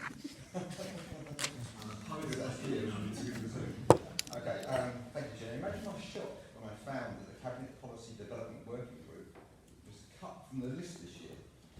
It's what I usually call scrutiny's cool sibling. I mean, let's face it, scrutiny's Nick. Cabinet policy is definitely key. These so-called smaller committees form an important foundation of the council. Think of them like the bass players of meetings. Not always noticeable, but vital to the running of the council. I hope you can't detect my bitterness of not being able to play bass there. This committee was often the only time non-portfolio holders got a feel for reports and speaking, building their confidence for the times they will come off the bench for one of the more glamorous stories. I do think this was a short-sighted decision, and I hope for the next municipal year this will be reversed, as it, for me, served an important purpose within the council. Thank you. Thank you, Councillor. Thank you, Councillor Dunn. Councillor Gunn. Thank you, Chair. I'm pleased to contribute to this debate and try and set out progress that's been made within my portfolio. And it's not just governance, Chair, it's green governance, since I brought a large part of my old environment brief over with me. And I'm so grateful that I have Councillor Nikki Purse to carry on with the work that I've left behind. Nikki, the wildflowers are looking fantastic, and please do keep looking after our trees, as well as planting and protecting new ones. Last year, Chair, we had unanimity and warm words on climate change, but no plan of action. Today, we have a credible 2040 net zero target for Harlow Council's emissions and a clear picture of how we're going to meet that target. These past few weeks have shown why this is so important and why we must go further still. So this year, we're working on a wider climate change strategy to begin to map out how this council can help others across our town achieve net zero, businesses, our communities, homeowners, their tenants and ours. The challenge is big, but we must rise to meet it, protecting residents from the cost as well as the consequences of climate change. A big part of that transition will be around transport, and I'm pleased that we will see the first EV charging points in council car parks within months, beginning to fulfil promises made back in 2019. This can only be a first step. Harlow has a unique challenge given how many of our residents have no access to off-street parking. This is a major challenge, one that can only be met in part by looking to roll out further EV charging on all our parking assets, and by looking long-term at how we can address parking problems across our town. That's why I've set up the cross-party parking steering group, and I'm pleased to chair it. It's beginning to get to work on these challenges. I think we can only begin to really solve these challenges with a long-term view and by working cross-party. So I thank Councillors Vince and Councillor Dunn for their collaborative approach on this, serving alongside Councillor Simon Carter and Councillor Colleen Morrison, and cheered on, no doubt, by Councillor Clark. Together we can make, and already are making, progress on this huge undertaking. I should also address what was the most urgent problem I faced when entering the Cabinet in May last year, and that was the Veolia waste contract. It was, no word of exaggeration, in chaos, and Veolia were not being held to account. It was normal every day for hundreds of our residents to have waited days for their bins to be collected. And today, problems do remain. The service is not perfect, and there are still improvements I'm pushing for from Veolia, including on how they support their frontline staff. But I hope all councillors will acknowledge the number of complaints they're hearing from their residents has plummeted. And this has only been through hard work from the officers I'm delighted to work so closely with, and from the crews themselves, to who I again pay every tribute. But also by this administration stepping up, showing leadership and taking responsibility. We've also taken responsibility over the environment contract that Labour left us on littering and fly tipping, introduced in a way that led to often financially vulnerable residents being heavily penalised for small mistakes, and that didn't focus on the behaviour change on littering that we need to champion. Now, Councillor Davis chased this up at Cabinet last week. He's not here, but I have let him know by email that the new contract, with a stronger incentive to go after fly tipping and a greater emphasis on educating people about the damage and cost of littering, went up on the Council's procurement portal today. I'm also working with officers on developing a better commercial approach within the Council, on developing a new ICT strategy, and on embedding equality in all that we do. And Mr. Hode, still here, thank you. I can advise that the project is being considered that would, as you put it, bring our proceedings into the 21st century. I hope I can satisfy you in some way in the year ahead on that front. If I can finish, Chair, by saying that in all I do, I'm humbled by the trust placed in me by the leader, Councillor Perrin, and a year ago by you. I remain truly grateful for the opportunity to serve in this cabinet and in yours and for Harlow's residents. If I owe anyone a greater debt of gratitude, it's the residents of Stable Time, who it's the greatest privilege to represent and serve. They and Harlow residents as a whole have put their trust in us, in the Conservatives. In the year ahead, I will do all that I can to reward that trust. Thank you. Councillor Gunn. Remaining to speak about Councillor Seals, Carter, Sword and Wilkinson. Councillor Seals. Thank you, Chair. Firstly, I want to say Harlow is a great place to live in, and I'm so honoured to actually be serving the people of Harlow community. And I just wanted to add on to what Councillor Vinci stated about, you know, as community leaders, we all have a responsibility in serving the people of Harlow, and that's again something which I think when we are here, that should be the main and only focus. And with that said, you know, there were other statements which were stated, but I'm not going to make any direct point to any direct persons, but you know, we're all accountable in how we actually conduct our own behaviour. So if we don't expect something to be done, we should also have the same conduct in how we voice our words, so that way it's not done to us. The point that I really want to stress on today is that I'm so thankful that the views I have in terms of serving the community, because as community leaders, our role is to make sure the communities that we are serving is a better community through making sure the council has all its resources and things which is required, making that community great. I feel Harlow is a great town, and I'm so thankful that the leader within our party, he was the leader of the council, his main focus is about creating a place where people within Harlow are happy to live in, where they can take pride, where they feel they can raise families and they can work. And sometimes we probably are all seeking the same thing, but saying it all differently. And I do feel that sometimes things may seem as though it's not working or you don't agree with it, but I think we should always try to remain neutral in our own way, so we're not being political in sometimes thinking when things are or decisions are being made, especially within maybe through the leaders of council, through the party, that does it really benefit the people in Harlow? And I say this because, again, I'm quite new to this, so I'm learning, and you're all my examples. You're all what I take on to see and to know what the people in Harlow deserve. And I feel the people in Harlow deserve a Harlow where they can take pride in, and we are to be held accountable, ensuring that is our first duty before anything. Thank you, Councillor Seals. Councillor Simon Carter.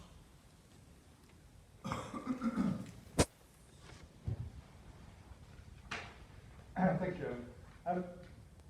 As other speakers have already highlighted, last year was a difficult year for everyone in Harlow, but more so for ourselves. It was a year of transition from lockdown and back to work, from furlough back to being paid, to and fro into benefits and out of work. And our housing staff was ready to support our tenants, understanding delays in payments, appointing tenants towards benefits and other support. Despite all these difficulties,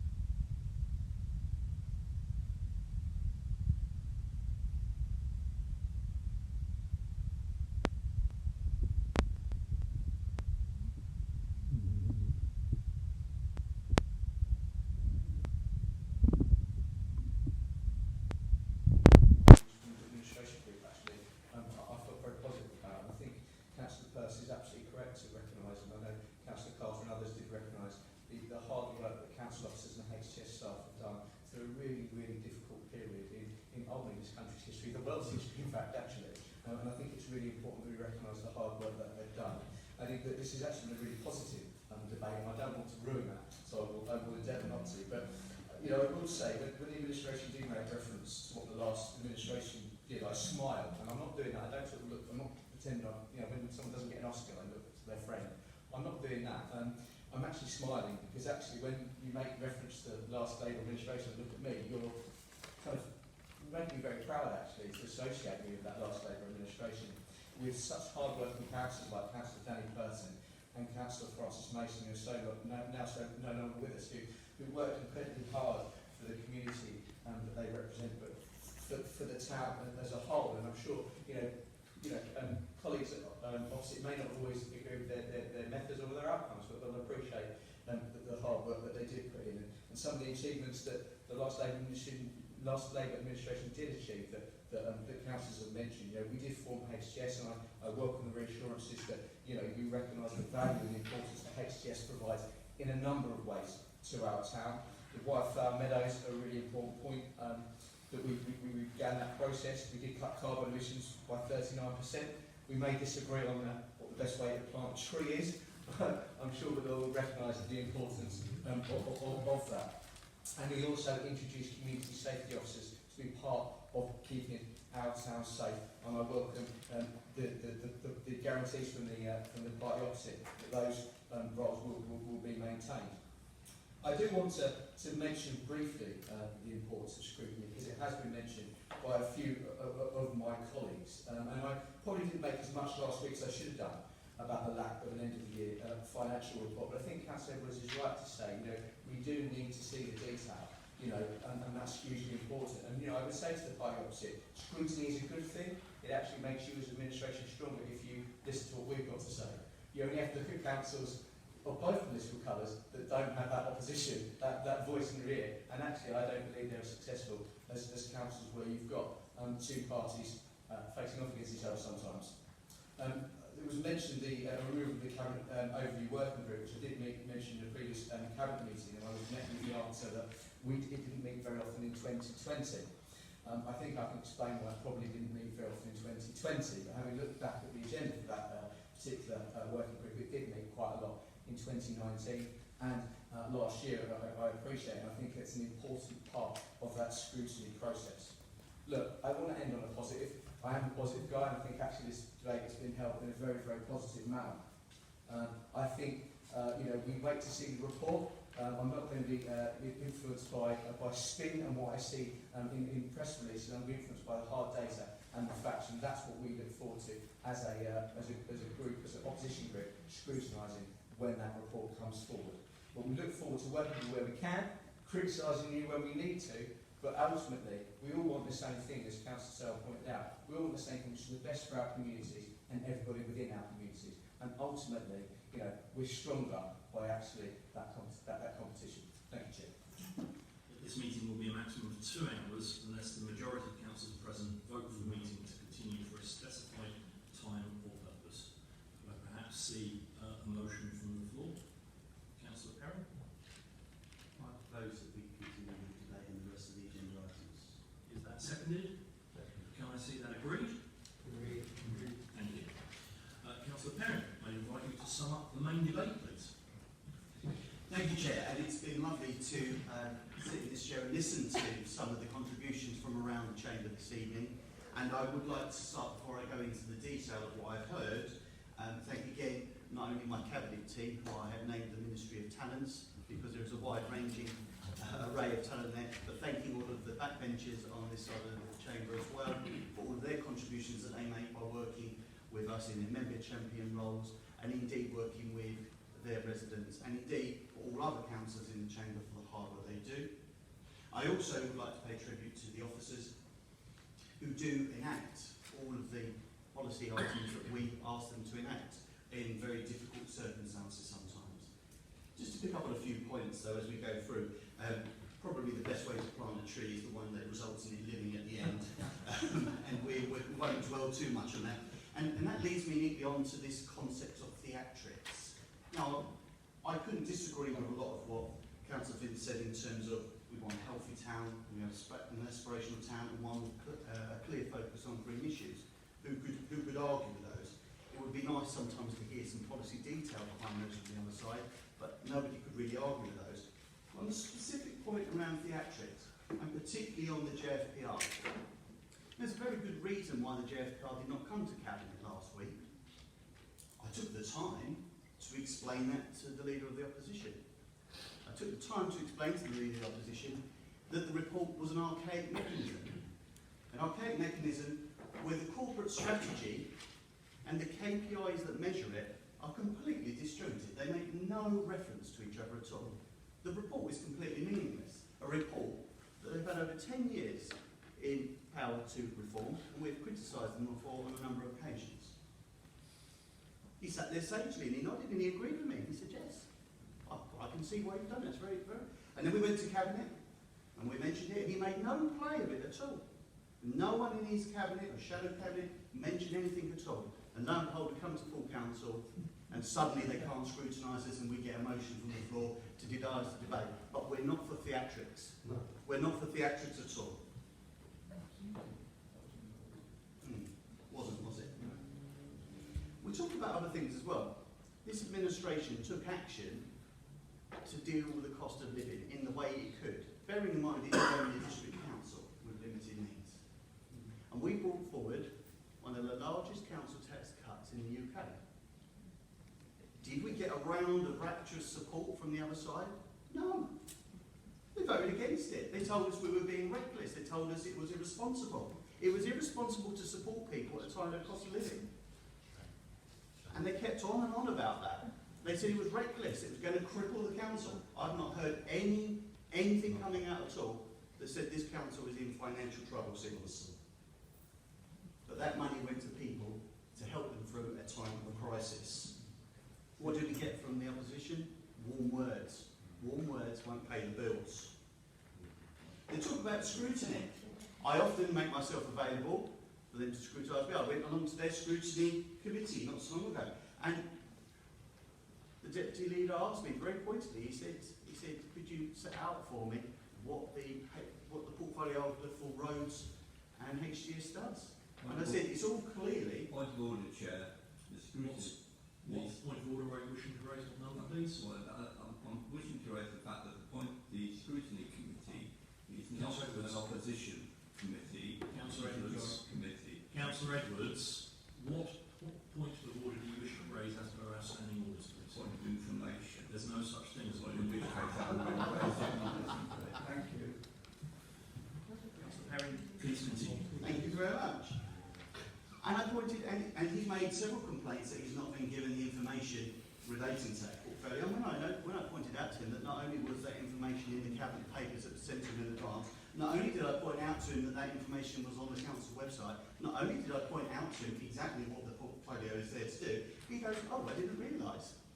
Well, it's not in the papers, and there's scrutiny for you. And on the Cabinet Policy Working Group, when I raised that, of the 7 times that that committee could have met under their administration, it met only twice to deal with statutory papers, and all other council meetings were held via Zoom.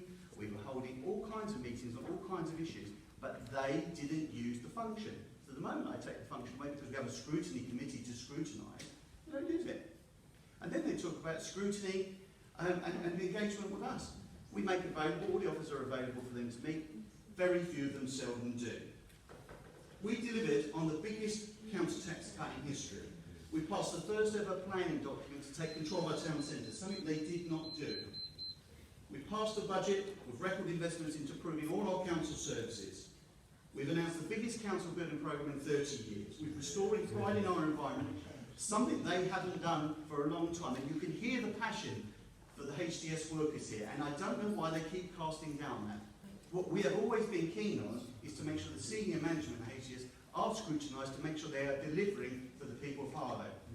A scrutiny that has been short supply from that side. Mr. Chairman, I am wrapping up. What I've heard tonight is lots of warm words from the opposition, lots of fuzziness, but very little policy detail, and lots of complaining but actually very little on delivery for the residents of our town. Under this administration, that's exactly what we've seen, and that is what we propose to continue to do. Thank you, Mr. Chairman. A small amendment to be moved as well, which reads, to amend the name of East Harlow Ward to Churchgate and to delegate to the Director of Corporate and Government Services in consultation with the Chairman of the Electoral Review Working Group to make inconsequential editorial changes to the submission. This review was called for by the Local Government Boundary Commission for England, an independent body which reports to the Speaker of the House of Commons. It was called because the majority of our wards were out of balance. They varied in size by more than 10% of the average. The purpose of the review is to ensure each councillor represents roughly the same number of voters. As well as the numbers, due regard is given to the communities within the wards and that the new arrangements provide for effective and convenient governance. The Commission reviews all local government arrangements, including the number of councillors required to run a council and the number of wards required to generate the appropriate number of councillors. The first part of the review is to assess the number of councillors required to ensure effective governance. So there are enough members to undertake all the roles of council, including scrutiny. In March, we as a council proposed increase in the number to 36 members to reflect the increase in the population over the last 20 years. The Commission, however, were minded to keep it 33. So that was the starting point of the boundary review, keeping to 11 wards. This review is entirely separate from the governance arrangements for county councils and parliamentary boundaries. Mr. Chairman, the last review was undertaken in 2002, 20 years ago, when the number of wards was reduced from 16 to 11 and the number of councillors from 42 to 33. So these reviews are important, have a long-lasting significance, and therefore require careful consideration. The working group had a number of meetings and briefings with the Commission, and one of their key messages was that there would be difficult decisions. Trying to divide the projected 76,000 voters into 11 wards within recognisable boundaries and communities is not an exact science. Compromises would be required. They also mentioned the importance of major roads as dividers of the wards and areas in the town. The report was prepared by a cross-party working group, which I chair, along with Councillors Leppard, Gunn, Lids and Edwards. We received excellent support from the elections office staff and their superb technology, and I thank them all. There was unanimity across the group until we reached the final version of the boundaries. Until then we had a call. There were difficult decisions when it was necessary to split Old Harlow and Church Langley and a further split of Hare Street. The conclusions were not reached lightly, but we worked with officers to slice and dice the numbers until all options were exhausted. The new wards required new names to reflect the changed boundaries and the communities they encompass. But this does not mean that the communities themselves will disappear or nameplates removed. The ward boundaries are an administrative line on a map. Voters will still vote in the same places. Mr. Chairman, this is not the end of the process. This is the council's response to the Commission's consultation, which ends today. They will mull over all the representations they receive and, if necessary, create their own version. There will be another round of consultation when the Commission publishes their conclusions in October. This proposal is our best effort at meeting all of their criteria in the expectation that it will be approved unamended, again as it was in 2000. Thank you, Councillor Carter. And can I seek just a clarification, Councillor, that you seconded the original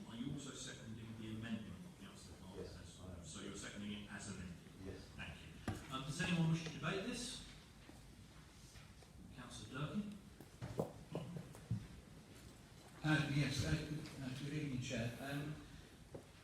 As a representative of Hare Street and Little Pardon with the other councillors, I'm really concerned about the impact and effect this will have on the community.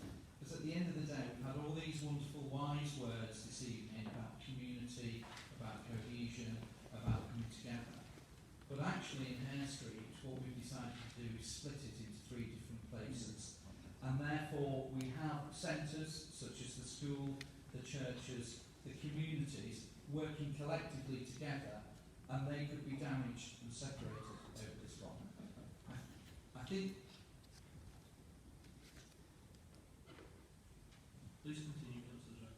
No, I don't think I'll bother, thank you. I find some comments very ignorant. I didn't hear a comment, but please continue, Councillor.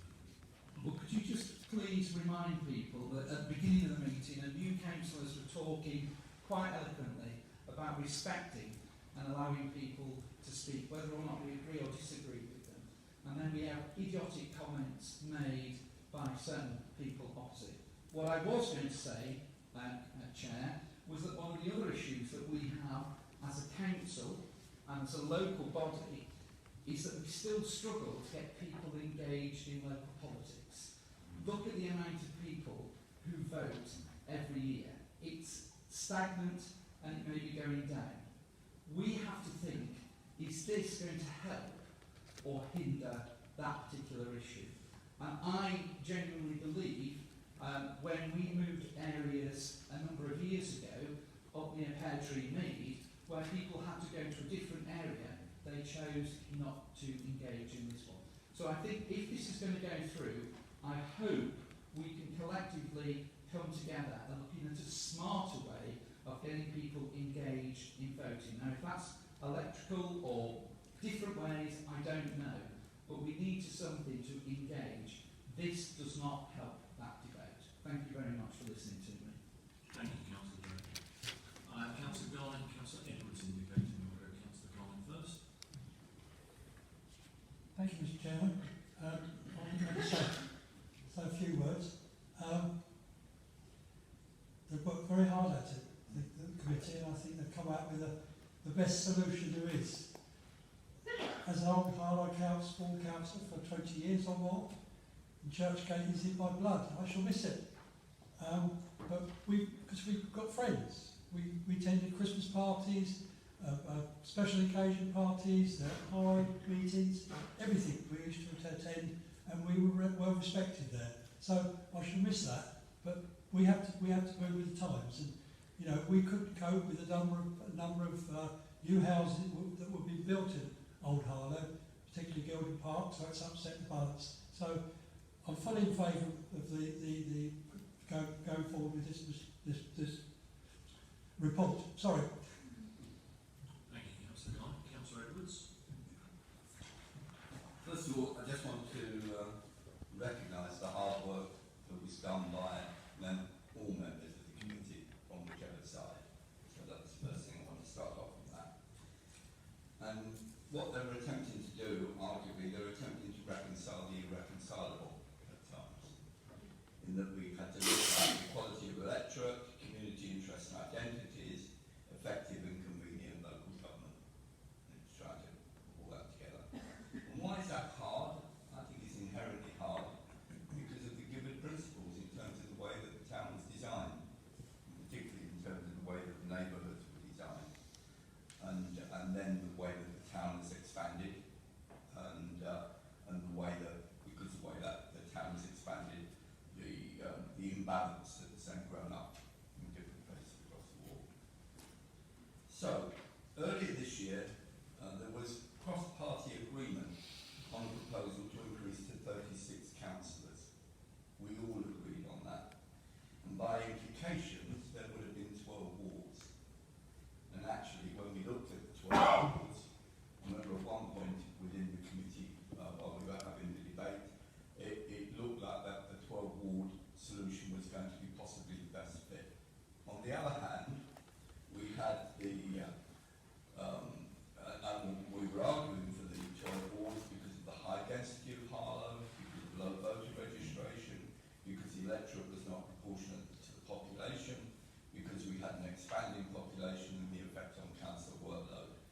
we submitted a 25-page report to the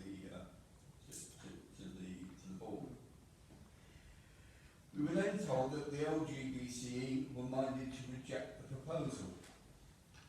So, and then, from my point of view, reluctantly, the working group at that point acceded to that view, really.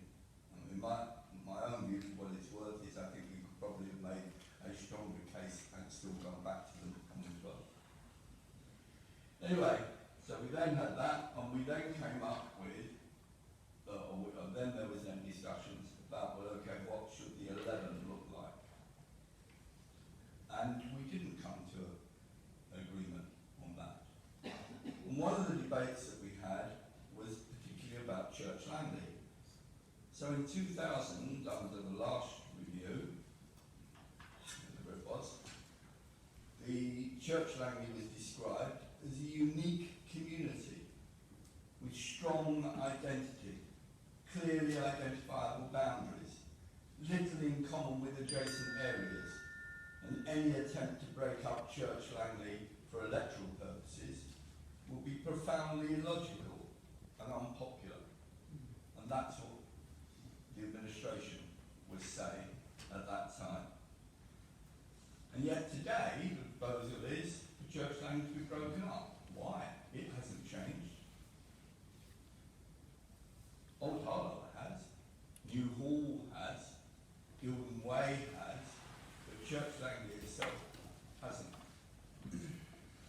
And because we're not being given the opportunity for an additional ward, which is what we were asking for initially, that has all sorts of knock-on implications right the way across the town.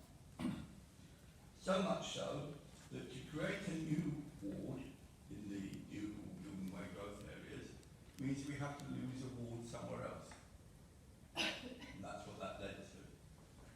So, one could argue that Church Langley doesn't have to be broken up. Indeed, Councillor Vince put forward some proposals to show how this could be achieved and where the changes could be minimised elsewhere. Unfortunately, that wasn't accepted by the working group. And I appreciate that there were quite differences of opinion, but that was one way of proceeding. So, we have one proposal from the working group, the majority of the working group proposed that. It wasn't a unanimous proposal. So from our group's point of view, we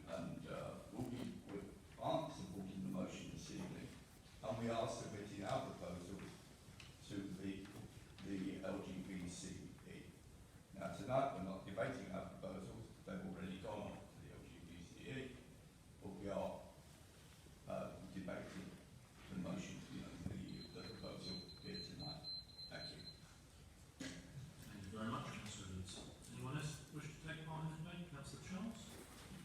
Thank you, Chair. I wish to speak as a ward member for Old Harlow. Clearly, I echo my colleagues' comments around the hard work that's gone on by the cross-party committee to get to the position where we are today, and I recognise that there are differences of opinion. However, I think that a lot of progress has been made, and the Council's submission is quite clear around the challenges for Old Harlow Ward. In particular, we have to recognise the fact that Old Harlow in its current state is 40% oversized and compared to the average ward. And what we need to aspire to is electoral equality across the town. I know that there will be difficult decisions to make.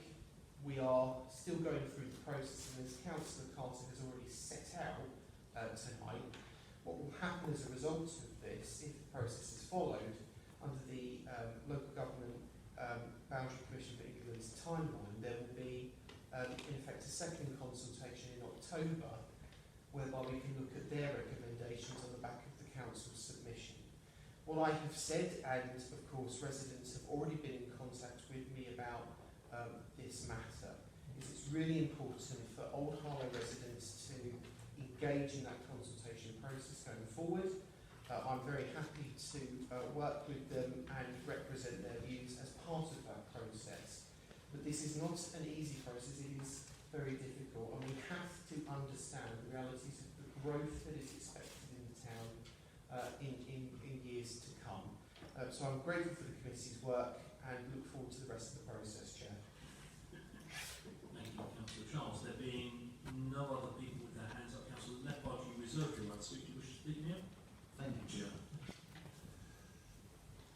Councillor Edwards talks about the hard work done by the group, and I would somehow question that, given that every proposal made by the officers and by our side, which were coincided very much all the way through, it's not surprising, or is it not surprising, that Labour, who were so quick to post their criticism of this council's proposal on your Harlow, having trouble to actually show their own proposals.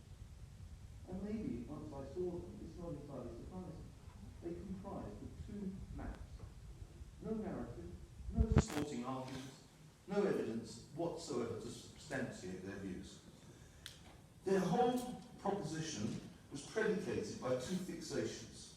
One, that church planning cannot touch for some reason. I don't know what the obsession is on their part. And secondly, that the A414, which the Boundary Commission itself stated is a natural boundary running, and it is the boundary, even though some of them say it isn't. I suggest they actually check on their Google Maps now, if you could even have a little German check, so that they can get them up to see that it runs all the way from the Hertfordshire border down to the Hamburger roundabout, and only the last 400 yards of Harlow is crossed by the anomaly of Harlow Common Ward, my own ward, which truncates two completely distinct communities. The A414 is a boundary, and will be a boundary, according to the Boundary Commission. It currently has a population of over 17,000, which, divided by the average ward size, warrants 3 wards in its own right. It currently has 2.5. Pod Street constitutes only half a ward. They talk about protecting communities. We hear this, we hear about Air Street, which I'll come on to in a moment. Protecting communities. The only community they're trying to protect is Church Lane. If you look at their map, they've wielded a butcher's cleaver across the town in so many other wards. Take, for example, Ty Green, which is a misnomer because it includes half of Parsons, which has just been arbitrarily dissected, even though Toddbrook is not out of variance. Yes, it is. You shake your head, it's true. Two distinct areas, Ty Green and Parsons, separated by a huge wedge of land, and the only connecting road between them has been closed since the 1970s. That's really going to engender community spirit, isn't it? Then we move on to Mark Hall. Mark Hall, because New Hall is under variance, their fantastic new ward, they had to take a chunk of Mark Hall, Belmarkers, to put it again crossing the A414. We're trying to eliminate the anomaly of the A414. Their proposal includes 3 new wards crossing the A414. It's absurd. Because they've done that to Nexwell, taken out Nexwell, they had to compensate with the Nexwell ward, which is a sprawling mess, including the town centre, up with coincide with Alfred. It also takes in half of Air Street. There's no connection whatsoever. And then, what please allow me to stop, let's say the best for last. We have the old Harlow panhandle. Yes, it is a panhandle, modelled on the state of Oklahoma. In fact, it could be called New Oklahoma.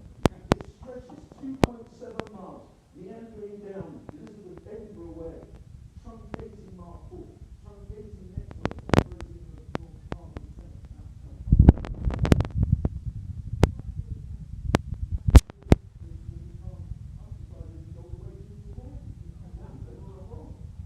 Honestly, whoever thought of that as a sensible proposal must have been suffering from excess of some cheap Oklahoma.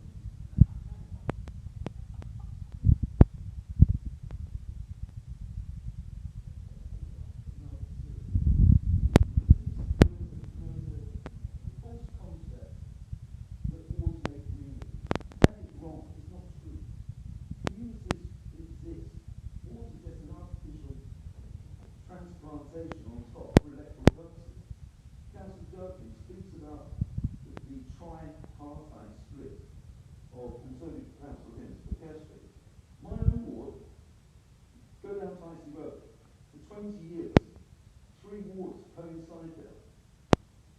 We have little pensions in Bush Fair, Warley Hook in Harlow Common, and Satan's Croft opposite, where you live, in Satan's Common. Nobody there is personally there to walk. They are a community. They just say, I live in Latin Bush, or I live close to Bush Fair. We've heard this. This will destroy the community. How will it destroy the community? A community where there's a synagogue.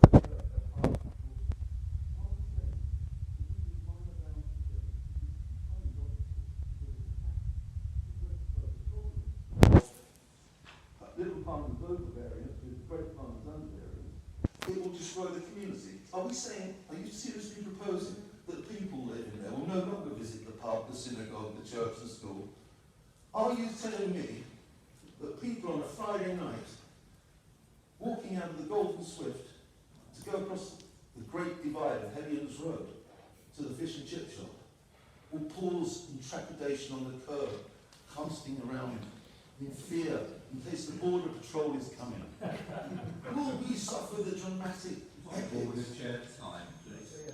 I am asking Okay, of Julius Caesar in 49 BC on the banks of the Rubicon. Point of order, chair time now, please. No, just go across the road. Councillor Edwards, let me chair the meeting, please, and I've been giving discretion all the way through this meeting. I'm going to continue to do so, but Councillor Edwards, please do wrap up. Okay, you just go across the road, buy fish and chips, cotton chips and a large gherkin.